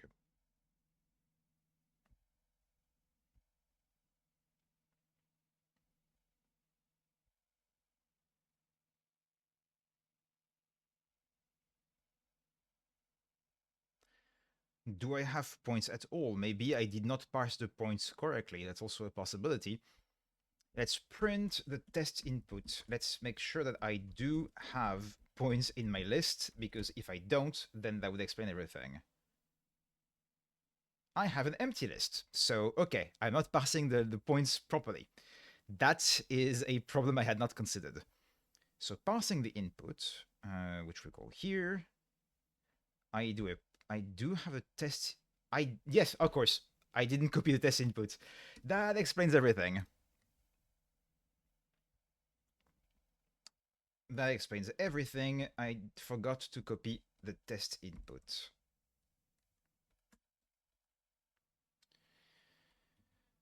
So this is going to be that, and here for all of them, then this is going to be replacing a new line by, well, it was already correct, it's fine, by this, indeed, and then putting a backslash at the beginning as well. There we go.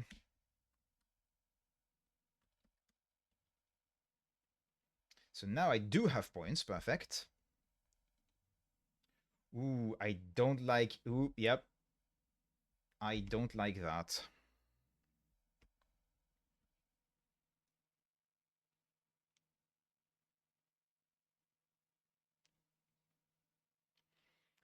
Ah, I see a problem there, which is that since we need to go through all of the points to compute the threshold, yeah, the problem here is using this circular thing means we need to compute everything before we can compute the threshold to then filter the connections, which means this beautiful circular thing will just not work here. Okay, well, it was worth a try. So compute bounds will be given a list of points will return a return bounds, and compute bounds will be a fold L prime of, and I'm going to change the order here just for that.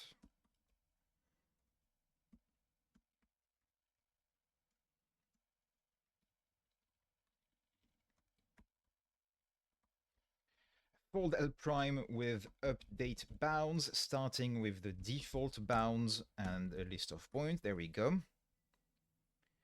So now we start with bounds is compute bounds of the points. Sadly, now we can't do our beautiful circular thing. The threshold will be the compute threshold of the bounds. And now that means we're going to simplify this quite a lot, because this is going to be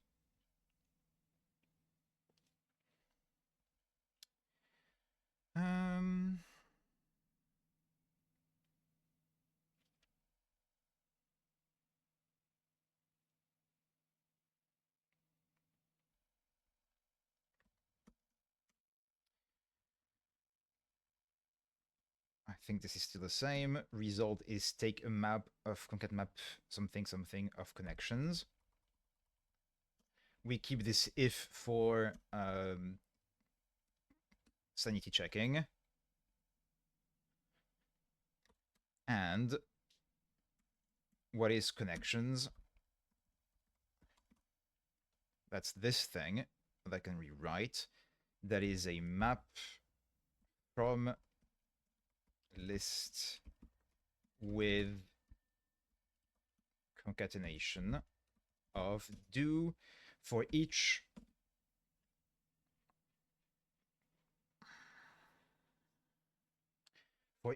combo of point and other points in list init of the points.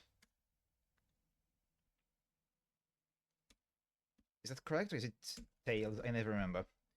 Import data list init of 1, 2, 3, 4. Init's plural, actually, I think. Okay, that's not what I want. I think I want tails. Yeah, I want tails. I want 1 with 2, 3, 4, 2 with 3, 4, 3 with 4, and so on. So I want tails. For each point, other points in this. For each other point in the other points.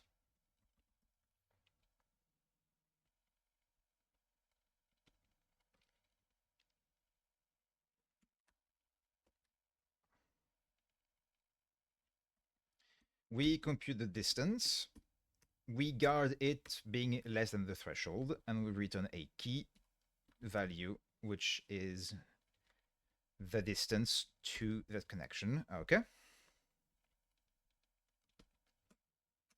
So sadly, we don't do the beautiful circular thing anymore.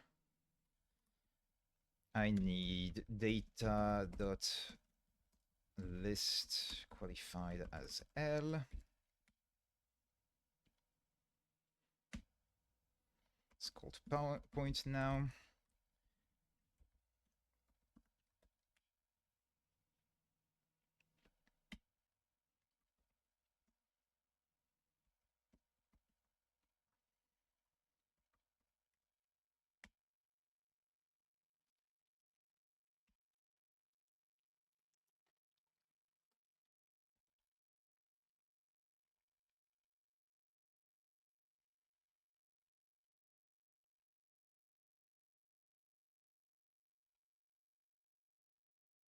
Wait.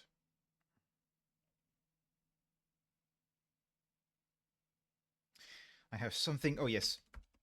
Point is another type in scope, not the one I was intending to use. There we go.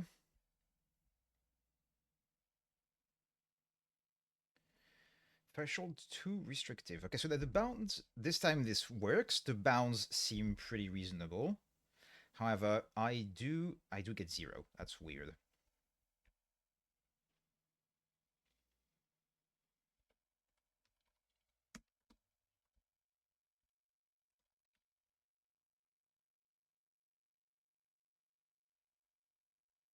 Okay, so that threshold is too restrictive. Let's try divided by 2 then. Huh, fascinating. So maybe for the test input, we don't want to do any restrictions like this. Maybe then I will change to a dynamic threshold. Factor here. Compute threshold with, which takes an int and returns the thing, which is the factor here, which we're gonna put here. Or should that be the maximum, actually? Maybe it should be the max. Yeah. That's fine. Let's do minimum.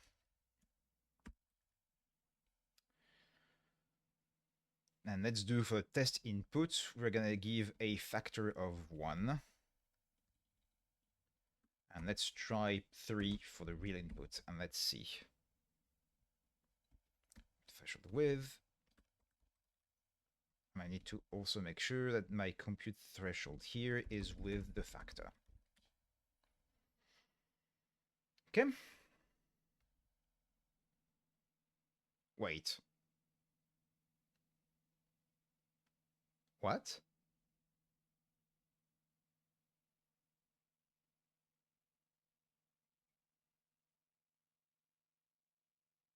Something is wrong here.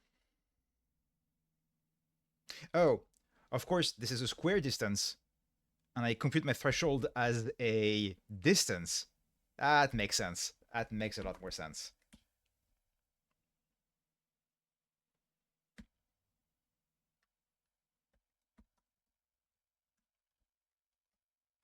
My threshold is based on the distance between points, and I'm using it. There we go.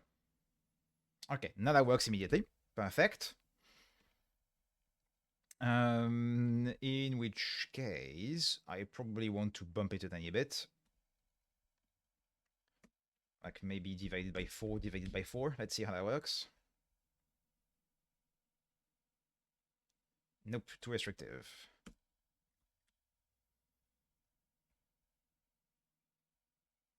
Okay. Can I bump it more? Can I be divided by 8 now?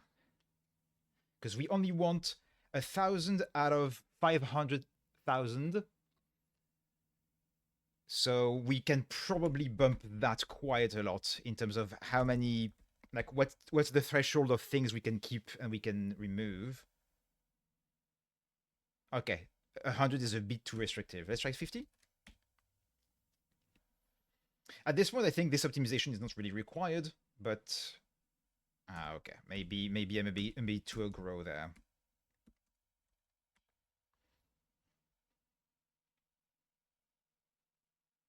Okay, well, no. Let's keep 10 then.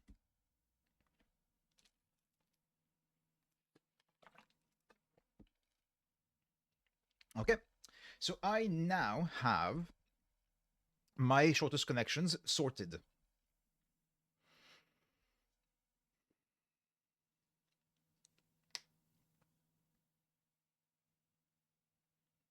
Okay, so what do we do with them now? We are gonna have to compute some kind of disjoint set of points, or compute a graph and connect and compute the strong connected components of the graph.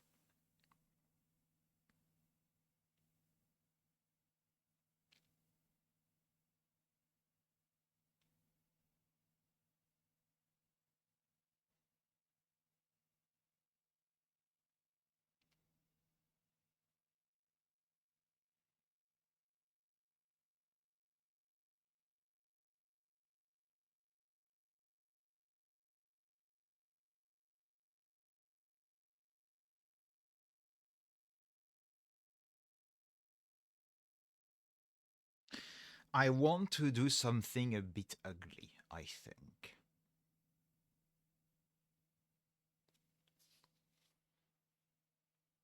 Let me think about this for a second. How do I do the disjoint set in union kind of thing?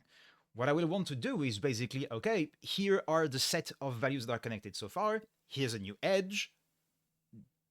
like, does the point belong to a set already? Does that other point belong to another set already?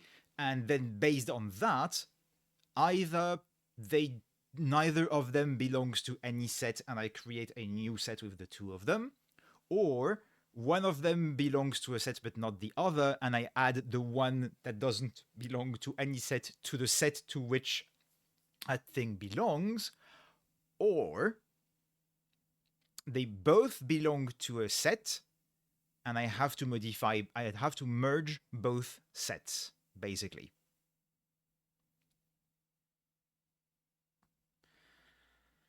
What I'm thinking about is rather than doing like a list of sets and keeping track, I could do some kind of like hash map from a value to the set to which it belongs. But the problem with this would be if I update, like, oh, actually, this value belongs now to the updated set of the set of that value plus another.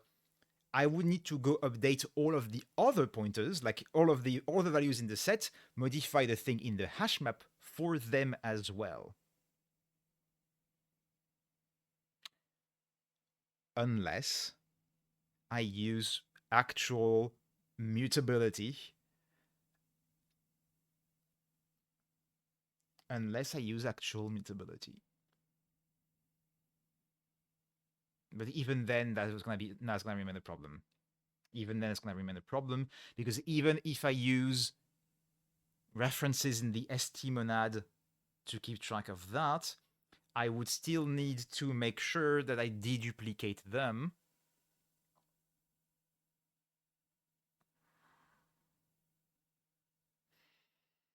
Hmm. Let me think about this for a second.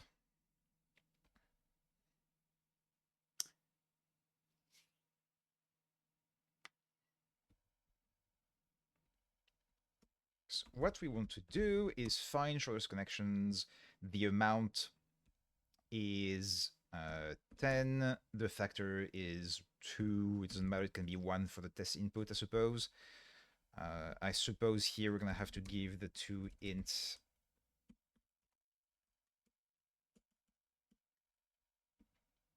So this is amount, factor,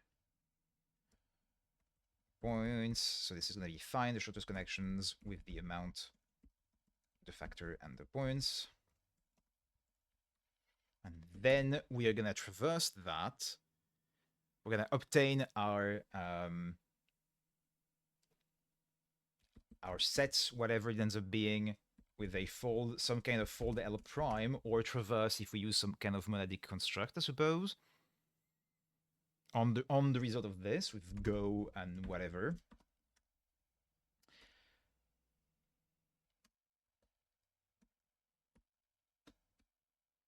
And then our result will be to get the list of sets, sort them by size decreasing, and do the sum of the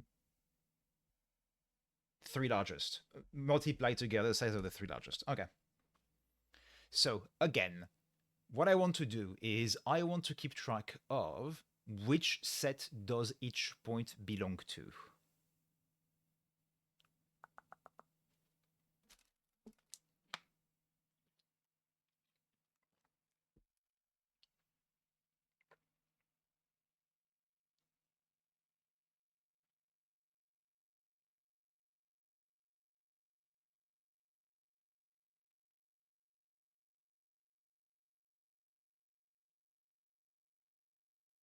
I see an ugly way of doing this. I'm trying to figure out a non-ugly way of doing this. That's the trick.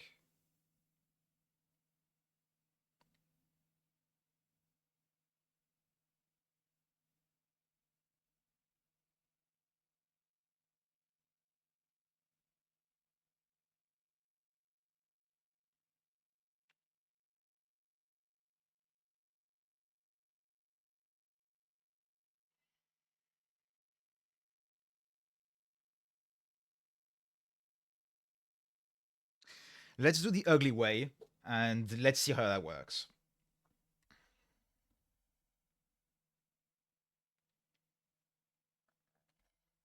So here my sets is gonna be a list of sets, I suppose, which means this is gonna be at the end when I have my sets. I will do a map set to list. No, map set size. That's the only thing I care about. Then I will sort, reverse,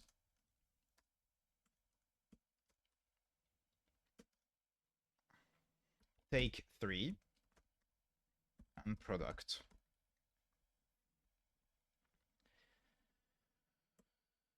And this is going to be, as a result, an empty list of sets at first. Okay.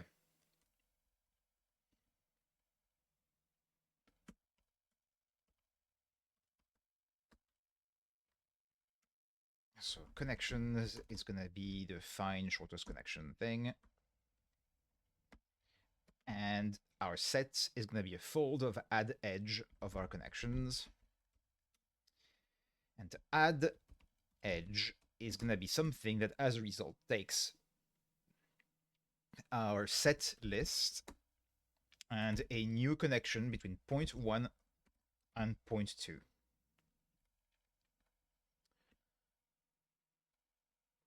Okay. What do we do here? We need to find. Oh, hello! I hadn't seen you here. It's going well. Day 5, 6, and 7 have been. Sorry, no, 5 wasn't today. Day 6 and 7 have been pretty straightforward. We've been like doing a few things and like more challenge things on the side and everything, but 6 and 7 have been pretty fine. 8, I'm taking my time. I was trying to do some nice circular programming where I'm filtering the points by like only keeping the ones that are below some kind of threshold. I was trying to do a nice circular thing where the threshold is computed as we iterate over the points to avoid having to iterate over the points twice.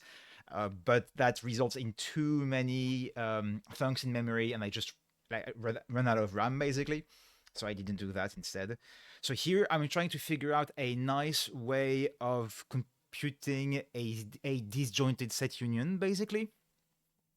Like I have a edge from point 1 and point 2, and I have a bunch of sets of points, and I need to figure out what my list of set of points looks like after adding that edge basically.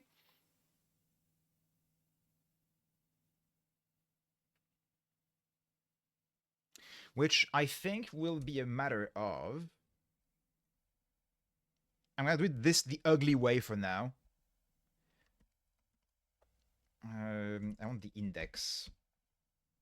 God, if we do indexing, that's gonna be bad. It's not gonna be great. Indexing in list is not a good idea.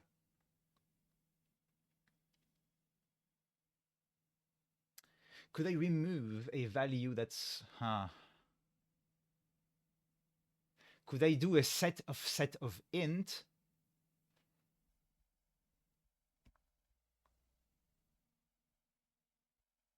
Is a hash set hashable?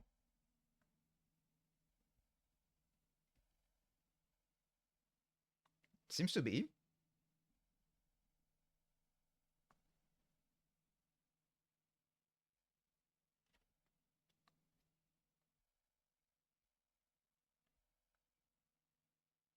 Let's try actually in JHCI. Let's see if I import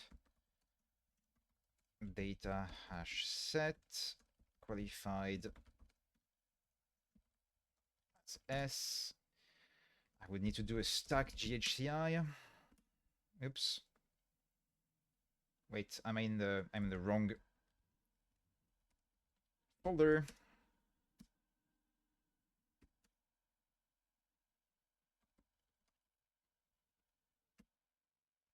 Can I do a singleton set of a singleton value of 1, which is an int?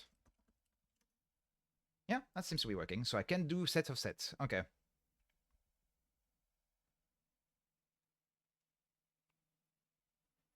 Is there a way to... there's no way to do that. Okay. I would like to like remove a value that matches. Maybe what I need to do is therefore just not use lists. Maybe it is time to use sequence.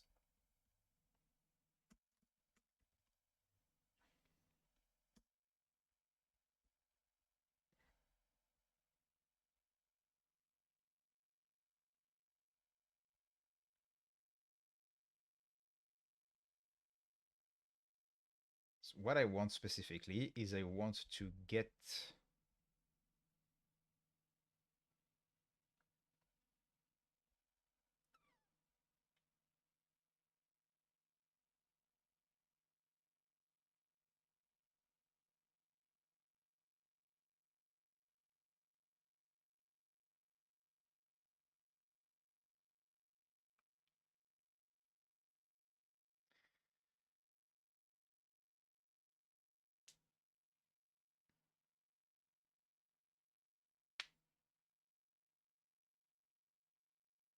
I see. Yes. Those are slightly different indeed.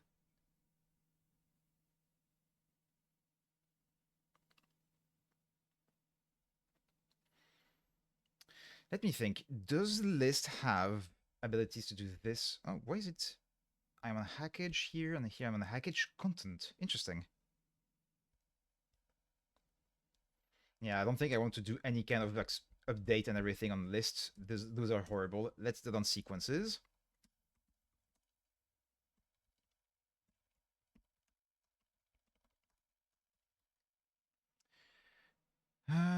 But I want sets as well, so I'm gonna name this sequence, and I'm gonna name as set.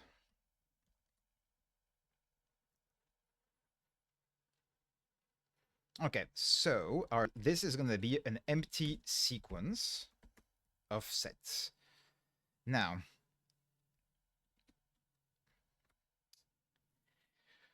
when we add an edge, we're gonna need to figure out the index, and I'm gonna back to sequence. I want to find the index of an element that matches a predicate. So find index is what I want. So I will want to find the set in which the point 1 belongs. That will be find index L, and a set at this index is correct if P1 is a member.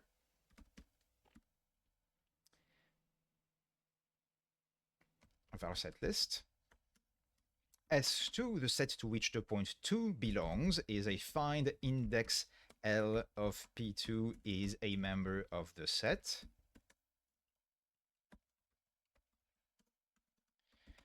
And now we can have a look at the case S1, S2 of.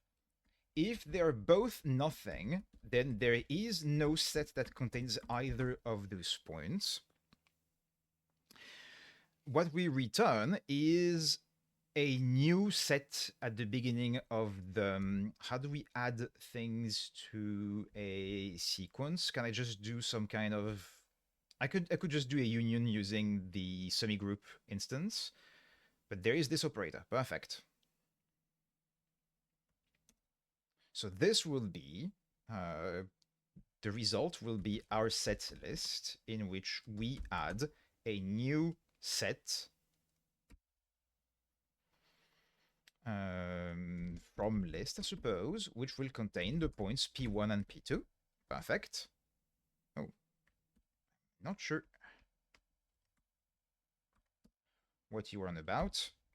Then there's the case that is easy, in which case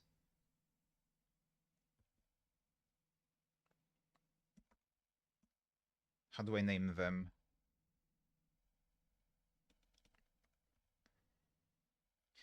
I'm gonna call them MS1 here to reflect the fact that there may be, which is a bit Hungarian notation, but that's fine. So if I have found that there is actually this is an index. So I can go back to this, I suppose. So if I found that point 1 belongs to the set at index I1, then, but point 2 doesn't belong to any set, I can add the set of, so that I can do is do an adjust or something like this.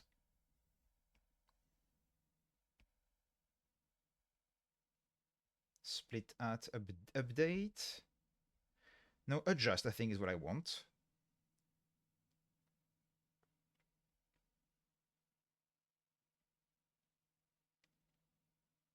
Okay, so I will want to adjust, and what I want to do is do a set insert p2. That's my adjusting function at the index I1 of our set list. Now, in the case where the point 1 was not belonging to any set, but the point 2 was, then we insert p1 at the index of the set at the index I2. And now the tricky case, if both of them belong to two different sets. Well, I need to be careful. If I1 equals I2, then they both belong to the same set already, and in which case I have nothing to do. I return the same set list. Otherwise, they belong to two different sets at two different indices. Okay, that means I need to update one of them to be the union of both and remove the other.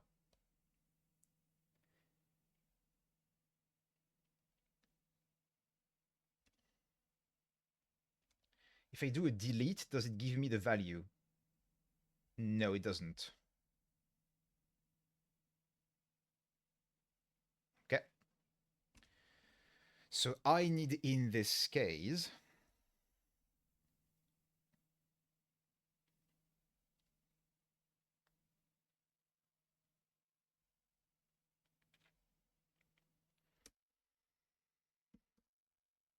so that's gonna be here. I get the second set, which is gonna be a index I2 into the set list.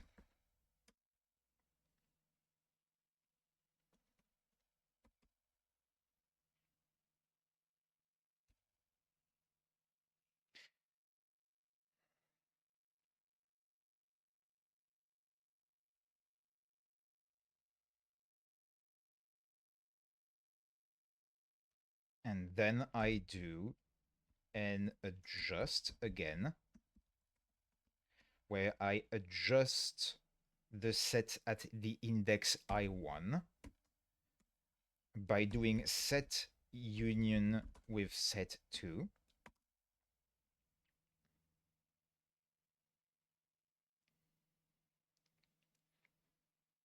Of the set list. That gives me an updated set list in which the set at index I1 also contains now the union of the set at index I2. And the result of this will be a sequence of delete at I2 of this. And I do the delete after so that it doesn't mess up my indices. Okay. That looks quite horrible. Let's try to have a look.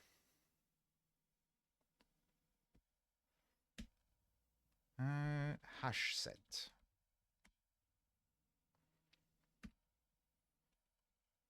This is a set size.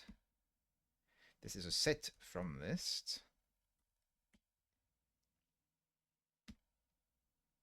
Okay.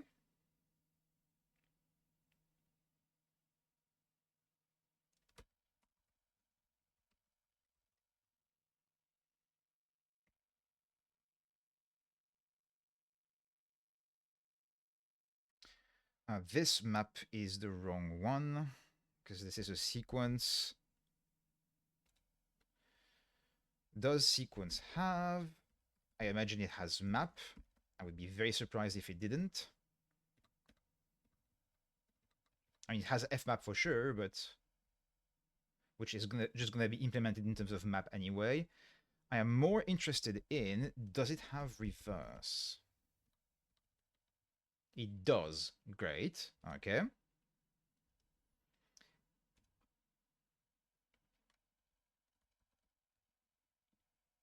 Does it have sort is the thing. Sorting. It does. We love that.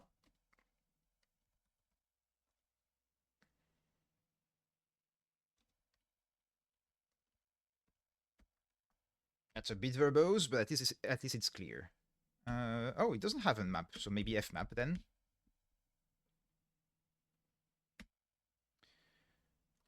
So sectec 3, and the only thing is, does product only work on lists? I don't think so. I think it works on anything foldable, which would be fine.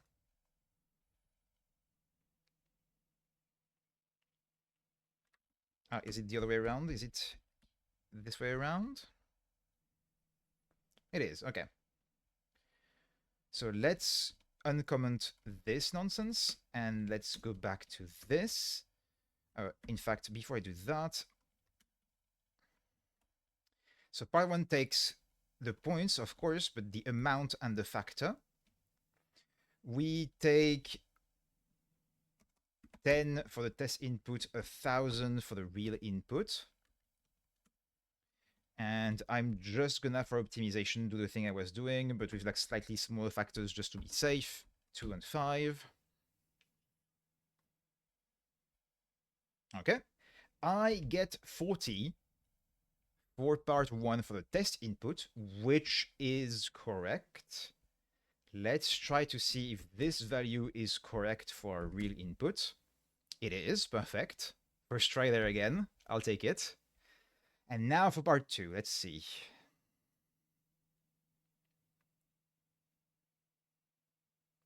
I think the trace function that was mentioned in the Haskell wiki article is about doing that kind of stuff, but it's often better to like name things explicitly. I'm not familiar with it, but there are probably some functions for this.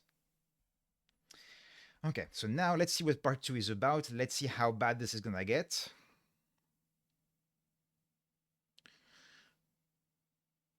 You need to keep connecting junction boxes together until they're all in one large circuit.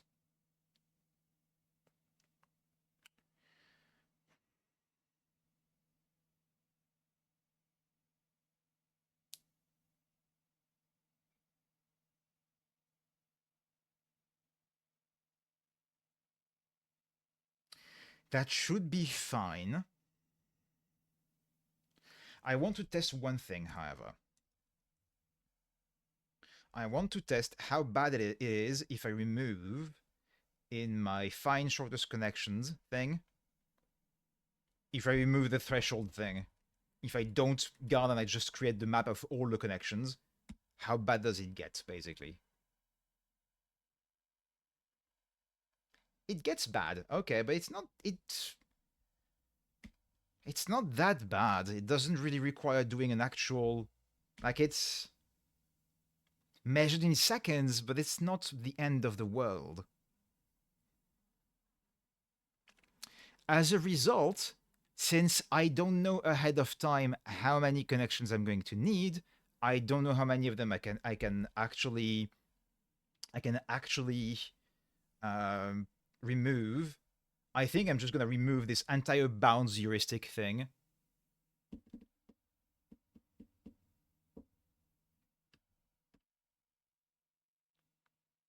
I think it's still better to have it. I'm just gonna hard code it to 2 or something like this. Gonna be a bit safer.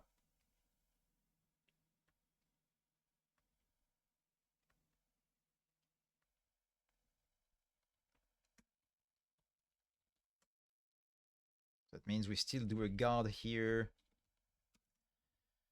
And the threshold will be always by 2 or something. Like, how fast is that? Here, there's no longer need to do a factor. Yes, that's correct, which means here there's no need to give a factor, which means here I remove this 2 and 5 kind of thing.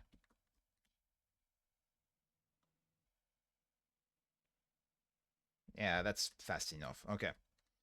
So if I do that, then... Yeah, I think it's still better to keep it that way. And remove the all distance from average now that we have a gist for it.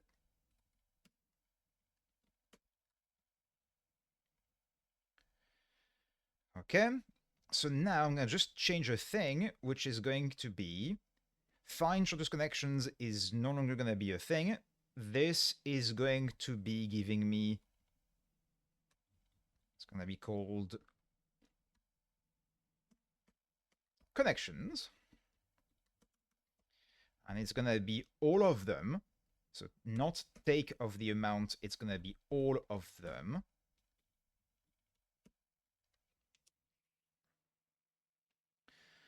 Since the threshold is no longer a thing, I'm just going to say that this function is now concat map of this. Okay. And connections is this, and that's... Or in fact, I could even rewrite it as being this.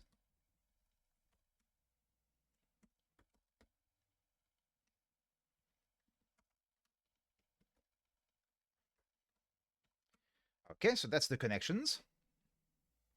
So part 1 now still takes the amount. But now here...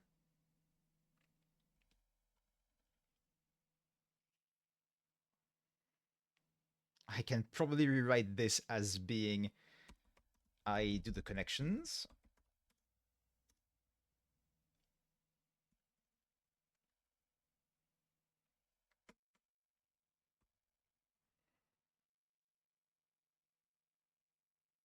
Yeah, I still need the amount.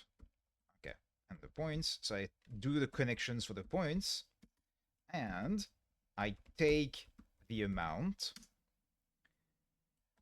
and that gives me this, and I fold add edge, and I'm just going to rewrite this thing, basically.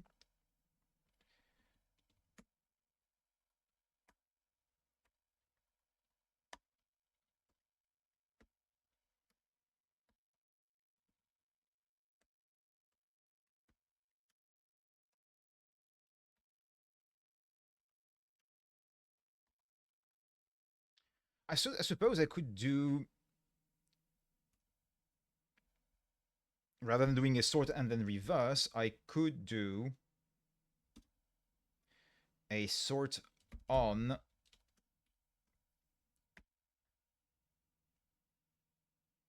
and a sort on negate, and then do the product. Oh, I forgot the and take 3. There we go. And this add edge, I think I am probably going to want to deduplicate.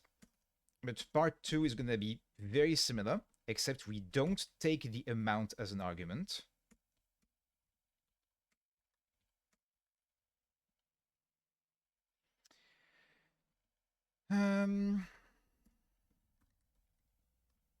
Because instead...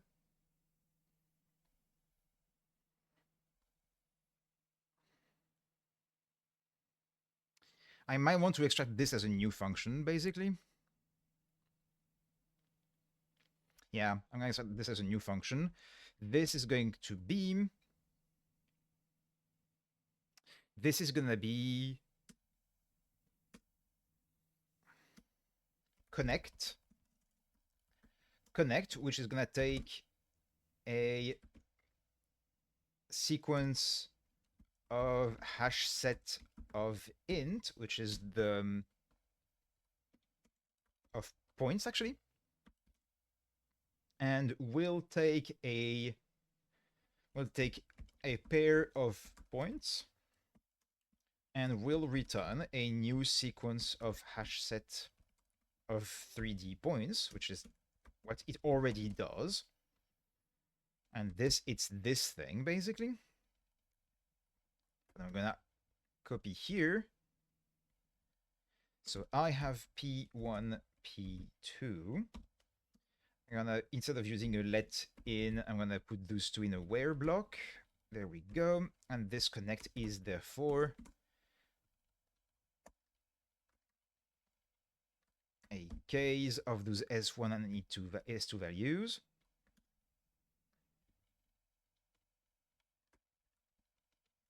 Okay.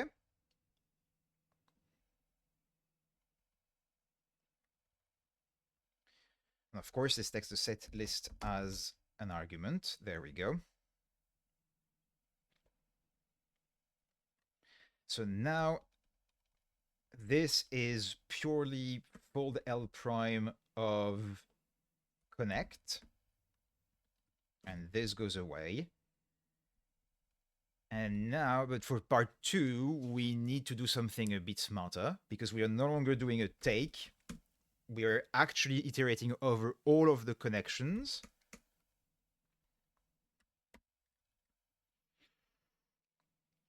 But we need to stop whenever we encounter.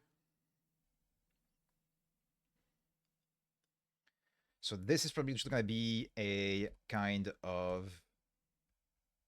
What do we want? We want the X coordinates of the last two junction boxes you need to connect. Okay, so this is going to be a go with an empty sequence of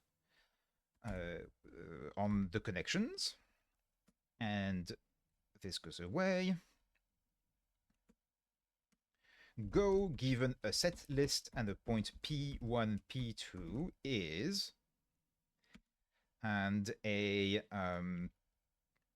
well, if we ever run out, the circular thing really takes time to get used to, and we don't even end up using it in the end. So if we ever encounter an empty list, it means we have failed. Error run out of connections. That's never supposed to happen. I can just panic here. Otherwise, if we have a set list and a points P1, P2 at the beginning of a list of edges, we can do a let new set equals connect set list P1, P2 in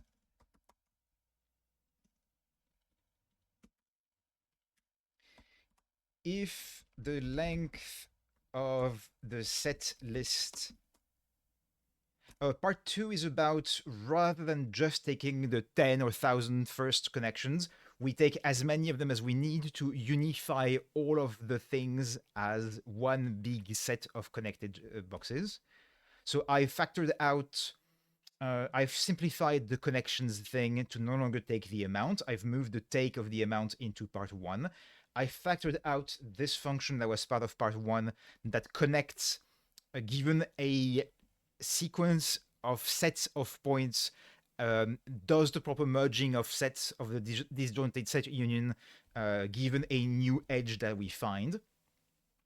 And I have rewritten part 1 to just be, we find all the connections, we take the amount, we fold with connect, we look at the set of the sizes, like we do the same thing basically. And now part 2, I'm doing something else where I generate the list of all the connections, then I start iterating over it, and what I do at every step is I do the connect, and then now I look at the length of the set list. Actually, length is gonna be ugly. It's gonna be slow and big. I should instead look at doing a pattern match on there is one element in it rather than doing the whole thing. So if I case view L of the new sets of, and that gives me a view L, which is something like this. Is there a pattern for an empty list? Empty sequence. There is empty. Okay.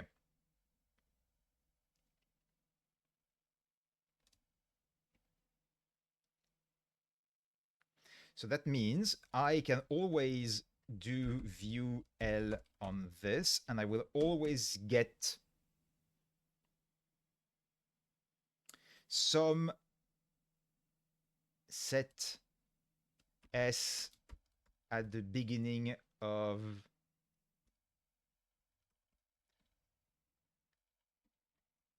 set and sets. And now I can do a case of the sets of, if the set is empty, that means there's only one set in the thing. That's not gonna work. It's not gonna work.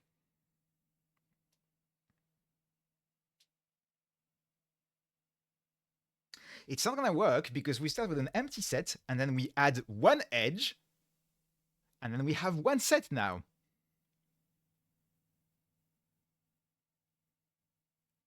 So that's wrong. That's completely wrong. That's the wrong way of thinking about this. That's the wrong way of thinking about this. I need to continue until I have only one set and all of the points are within it.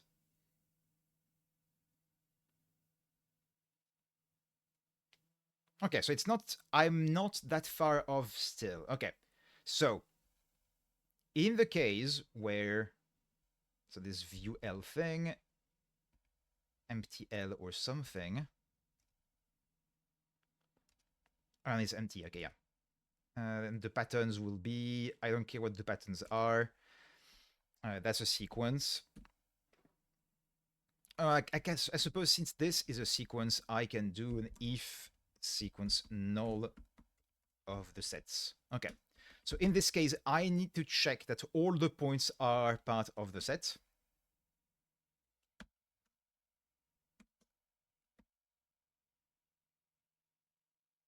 And otherwise, if that's not the case, then we return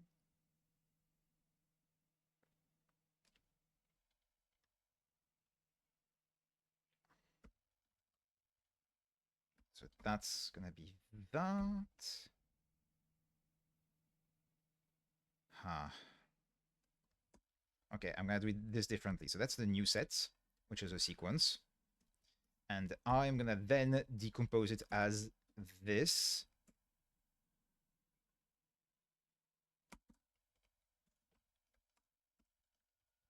There we go. So I want to check, is this sequence of sets... Thank you so much. It's complicated because like to report, I need to like type text. And since I'm not typing on the same computer on which I'm streaming, it's kind of annoying. Thank you so much for the help. I've fiddled with the settings to like try to remove... I fiddled with the settings to like to prevent people who don't have accounts from chatting. And those bots are still here nonetheless. I don't know what setting I need to change to fix that. Because I would like to keep the channel as open as possible. I'd like people to be able to chat and ask questions even if they don't have necessarily like a long account or something. I want it to be as open as possible, but as open as possible means the spam filtering is not good enough. Anyway, so in the case, what I want to return is, in the case where we have reached the end, so all the points are in the set and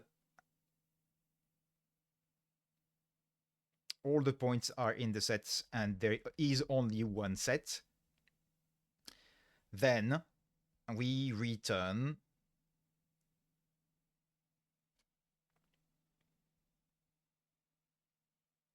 that's annoying. I don't have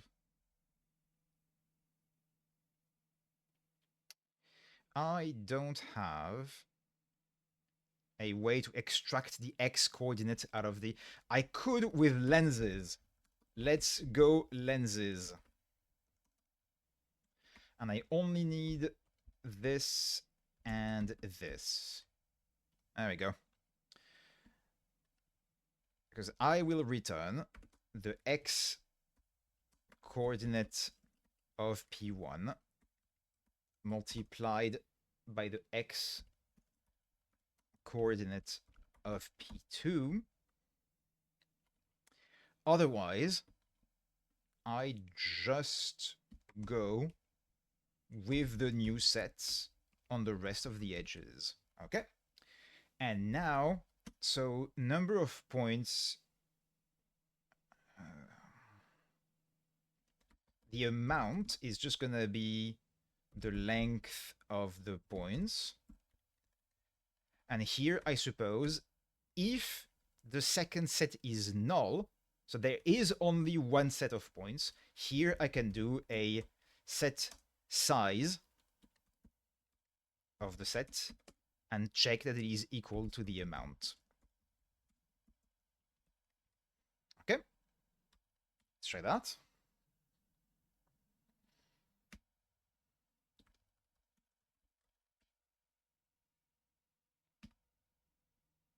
Huh. Oh, because it's a lowercase l. Wait, what do you mean non-exhaustive? Oh, of course, there's also the case of... Okay. So that's not going to work as a result. It does seem to work. Is the value... The value looks correct, but here I have a pattern where it could be wrong, which I don't want to have that. So I want to remove this warning. So let's do this instead.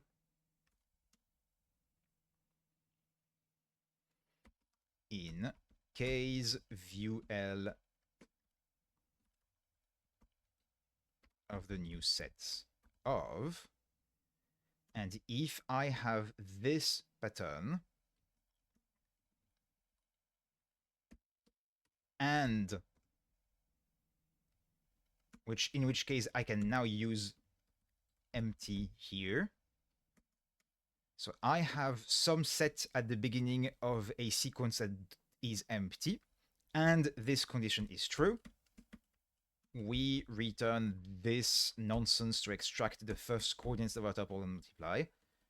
If I have literally anything else, any other pattern, whether it's an empty set or a set where the second thing isn't empty, or one where second is empty, but the first doesn't contain all of the things, we just go recursively, and now this should cover everything. There we go. And now we get this value for the test's input, which is correct. Let's try this big value, and that's the right answer. First try again, I'll take it. Out of curiosity, if I remove the guard threshold thing here, how slow is it?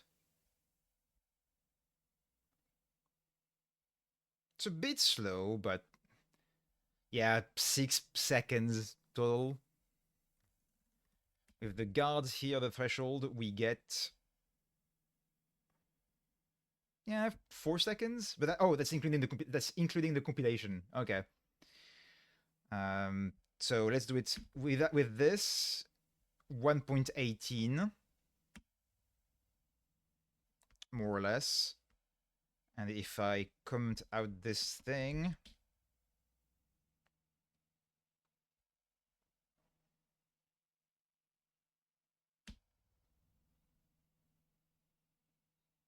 yeah, 3. Yeah, it's worth keeping it, even though we do... Well, if we don't do this, we probably don't need to do this either. And maybe that's faster?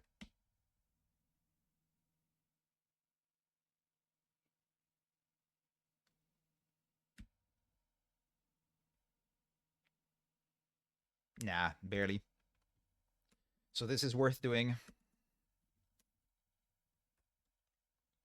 Okay, well, that's day 8. Okay, I'm glad I went with the idea of doing the disjointed set union. If I had gone with the idea of building a graph and counting the strongly connected components, then part 2 would have been a nightmare to adapt. I would have to redo this basically, rather than just adjusting the version of part 1. Doing the disjointed set union kind of thing was, I think, the right approach. I'm still a bit unhappy about doing like indexing, like this connect thing, like does an adjust at an index and does a delete at an index. But since I'm using sequences and not lists, it's not as bad to be doing index manipulation. I guess I could have done a thing where I could have used a vector and then do the thing of like swapping when I want to delete, swap with the last index basically, so that the memory layout doesn't change and it's purely like flipping the pointers. That would have been the fastest in terms of index manipulation, but I don't think this is very slow. So, okay, well, that's gonna be it for today. We will see what tomorrow brings. So far, it's not been too complicated. In the sense of like, it's not been easy, but there hasn't been a point of like, oh, I write something and it just doesn't work. The approach doesn't work. I am a bit stressed about the upcoming days. We'll see how that goes. I've never done like day 20 and above of the previous amount of codes on stream. Here, I might end up having time to do the last day on stream. Maybe this is where I will fail completely and be unable to complete it. We will see how that goes. Okay, well, I'm gonna stop here for the advent of code, which means, oh, unless I go back, I kind of want to do day 7 in Brainfuck. It's really doable. But I might do that off stream just because it's going to be very complicated to do. But if I do it, I'll try to write, probably on the Advent of Code subreddit, some kind of explanation of how it works. Okay, let's stop here. And I'm going to go back to working on the compiler because it is not super late yet.